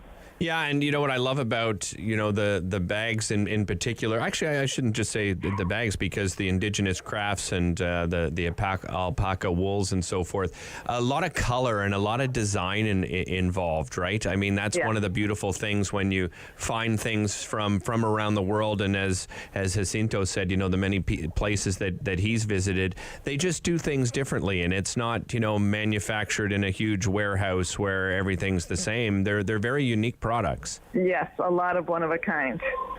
Tell me a lot of color. Yeah, exactly. Let's move over to your other business, Tickled Pink. How would you describe that? Tickled Pink, I would call it a whole bunch of fabulous finds for kids of all kinds. Okay. We also cater to the grown-ups who love the kids and are often shopping with and for them. It's a business that Jacinto and I took over 11 years ago. So a lot of the products that were for sale at this shop have been here since before Tickled Pink even existed as a store, because they were local hand crafters that had sort of almost like little co-op type locations here in the building and at 55 Byward. Oh, nice. So we've been carrying the Lanark sheepskin line of slippers and mitts as one of those hallmark lines. But we've then expanded just to all kinds of fun and fanciful things that you might not know you were looking for, like a hand puppet and nice dress up for kids. We've got a little bit here and there of some Canadiana and Ottawa products, because there's so many tourists in the market, but we make sure that they're locally handmade or designed or Canadian made. We want to sort of stand out and say, if you want a magnet that says Ottawa, how about we make it be made here? Yeah, and Jacinto, I on the website for Tickled Pink, I noticed you have a section that says gifts that give. Can you expand on that for me? I think Jill will be much better in that. I just wanted to get you in the conversation here, but we'll hand that one over to Jill. Yeah. So the gifts that give back is something that I brought in from our personal life of just always being involved on some level of charity. There's a local charity here in Ottawa that's a not-for-profit called Clio, and we support students that study overseas in Thailand. And these are minority kids that from the Karen tribe people that don't really have access to education the way a lot of Indigenous kids in Canada don't have the same access as a lot of everyday Canadians. So what we've done is we've brought in a few products that when somebody comes and buys them, all the money, all the profit that we've brought in gets donated to Clio. And that's through the Wings of Hope collection. We use dragonflies as our logo. So we've got a couple of dragonfly gifts that are really fun and cute for that reason. And it's a little something that we're always trying to pepper in, making sure we're giving back to something that's important to us. Yeah. And also with Quechua too, we are giving the Pass the Feather button supporting like Every Child Matters too. We do a lot of that with every purchase. People see our buttons that we sell here at $1 to support the Every Child Matters. Wonderful. Jacinto, remind everybody where you're located, the two businesses. Yeah, we are located here at 55 Byward Market Square. It's this beautiful heritage building. Yeah. It's like I call it my home because I'm most of the time here, 7 days a week. Yeah. So we are located at this building 7 days a week, 363 days. The two stores are open every day. Wonderful. Well, congratulations on all your success. And as you're in such a fantastic location. I mean, it's heritage building right in the heart of Ottawa down there on the Byward Market. Really appreciate you both spending time with us today. Thanks so much. Thank you. Thanks for the call. Have a great day. Thanks, you too. That is Jill and Jacinto. They are the co-owners of Kichwa and Tickled Pink, located down there in the Byward Market. We're going to take a quick break. This is Derek Fage filling in for the Sam Laprade. You're watching on Rogers TV and listening on City News. Sam Laprade will be right back on City News. 101.1 FM and 1310 AM. You like what you see. Hi guys, my name is Vi and I'm a part of Encore Ottawa 3. My set at the Meridian Theatre is coming out this week and I hope you tune in. It's been 2 years later, you're still... Hi, I'm Justice. And I'm Nia. And we believe dreams fuel revolutions. That's why we're engaging with Canadian icons and the causes they support. Join us for these inspiring conversations and find out how you can be revolutionary. On Thursday's Daytime Ottawa, Joe Calabro from his fabulous Italian pastry shop. I was going to tell you the name, but I'm going to wait for Joe to share it because he says it so beautifully. It's right down there in Little Italy. He's going to share some fabulous things that they have to offer. We'll also tell you how you can help yourself get around the February blahs. I know some of us are lacking a little bit of energy. Well, we're going to bring the energy up. All that and more on Thursday. Summer days, summer nights, lots of things to do, places to go, and people to see. If you're having a few drinks, be sure to plan ahead and get home safely. We don't want to pick you up. Drinking drivers risk injuries to themselves and others and take chances with their license, their jobs, and their future. Remember what's at stake and choose your ride, whether you're the driver, the passenger, or the party host. Thanks for supporting sober driving. I hope we never meet. Visit arrivealive.org to find out more. There we go.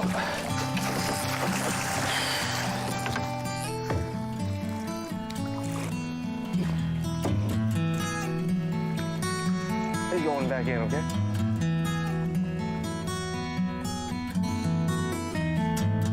It's a new season of The New Fly Fisher on Rogers TV.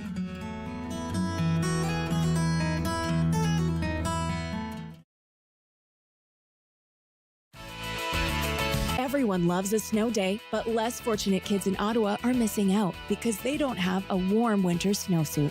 Help kids in need and have fun at the same time by joining the Snowsuit Fund's Snow Angel Challenge. Simply fall back in the snow, make a snow angel, and upload your photo or video to social media. The Snow Angel Challenge, a very cool way to help keep kids warm. Visit snowsuitfund.com to learn more and donate.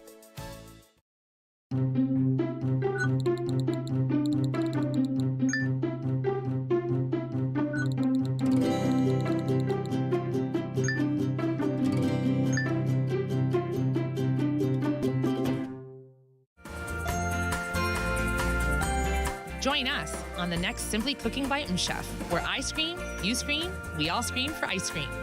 I'll make it right before your eyes. I'm getting shivers just thinking about it.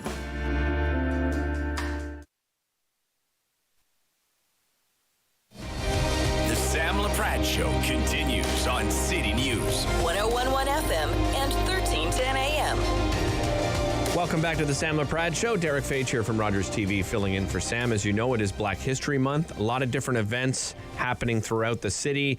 We've been highlighting some of them, of course, having Sportsnet's Donovan Bennett joining us on the show as well to talk about some great athletic stories in the Black community and the BIPOC community. And, you know, as I mentioned, different events that are happening. We're going to talk about a really cool one, a really unique one. It is a coloring night that's happening at Drip House, which has 3 locations in and around Ottawa. I'm joined by Andy Akanga, the artist hosting the coloring night. Welcome, Andy. Great to have you here. Thanks for joining us today. Thanks so much.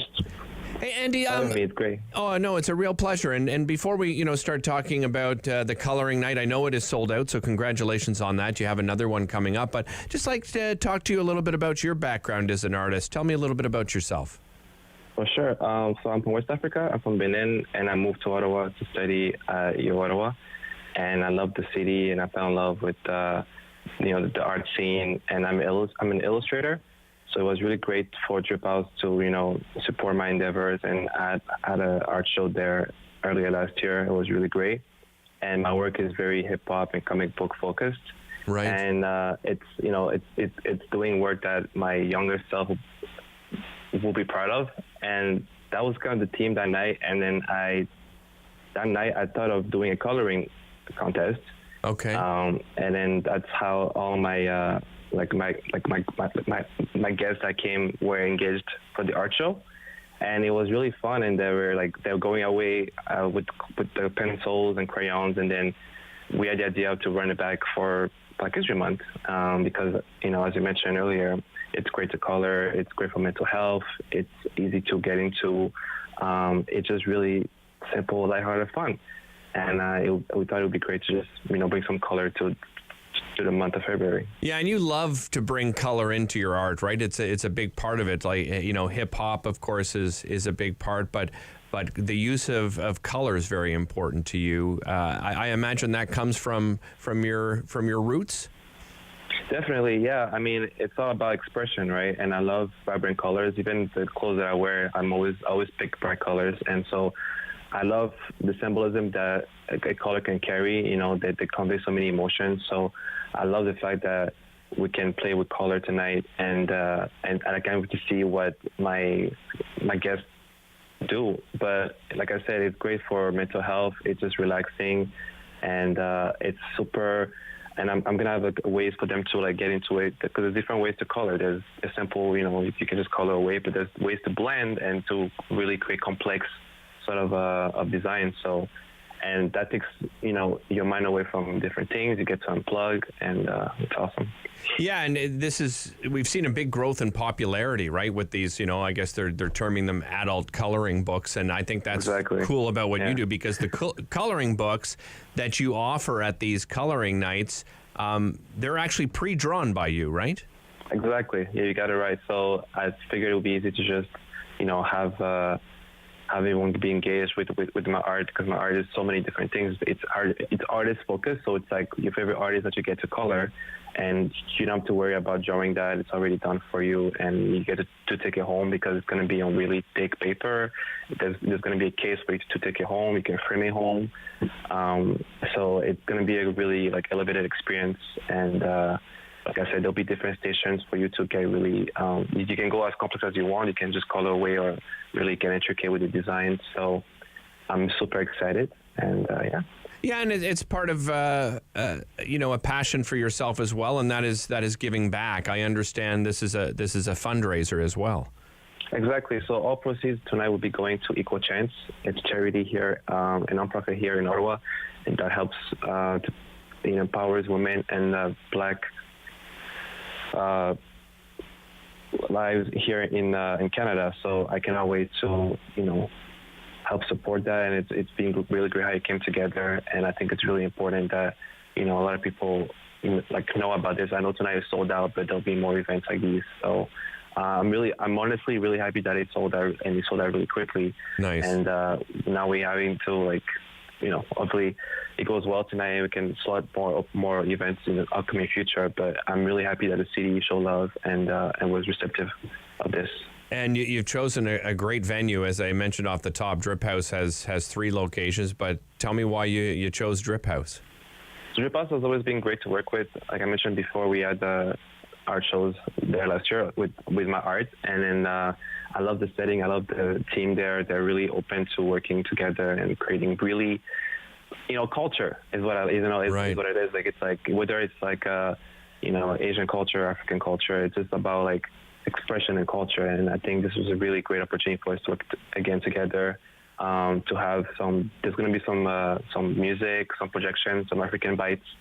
So it's going to be really great, and it's a great location on Parkdale, at 340B Parkdale, and yeah, I think it's going to be a good time. Yeah, that's in Hintonburg, and it's a really kind of cool place, because it's got a kind of a mix of industrial and some great wood, sort of features. It's a absolutely beautiful space. Yeah, there's great accents there, and they often host art shows, so there's always something to look at when you're having a bite, so when you're having coffee, when you're working. It's always inspiring to be there. Yeah. It's a great setting. So I think it's going to be really amazing for my guests tonight to be in that environment. I called it a laid-back environment. That's exactly what it is. Yeah. Well, I mean, just talking to you, you're a laid-back guy, so it's a perfect environment for you, Andy, for sure. Are you showing anywhere at the moment, by the way, Andy? Any of your pieces? Actually, on a Sunday, I'll be showing some work at the Ottawa Art Gallery. Oh, excellent. There's an event happening. It's called For Your Heart. Okay. So it's also by Equal Chance. They're the organizers. So it's going to be at the OAG from 5 to 7 p.m. It's, I think it's packed right now, but it was free spots. So maybe try your luck. Pour Your Heart on Eventbrite. From 5 to 7 at the OAG. I'll be showing some work along with some other great artists here in Ottawa. Oh, it sounds fantastic. You did mention that you're going to have some another one of these. I'm sure you'll have quite a few. If people want to follow you and find out more about you, Andy, what's the best place to find you? The best would be Instagram, and my handle is TheAkarts. So that's the AK Arts. Okay. Say it one more time. TheAkarts. And you can follow me. You can see all my work, see all that I'm up to. There's some really exciting things that I'm working on this year, and I cannot wait for them to come to life. But I'm so thankful to be here, to get to speak about Coloring Night for Black History Month. It's so important to me. I'm so grateful for this opportunity. Oh, it's our pleasure, Andy. Thanks so much for joining us, and enjoy that experience. For sure. Thanks so much. All right. Take care. That's Andy Akanga, artist hosting the Coloring Night at Drip House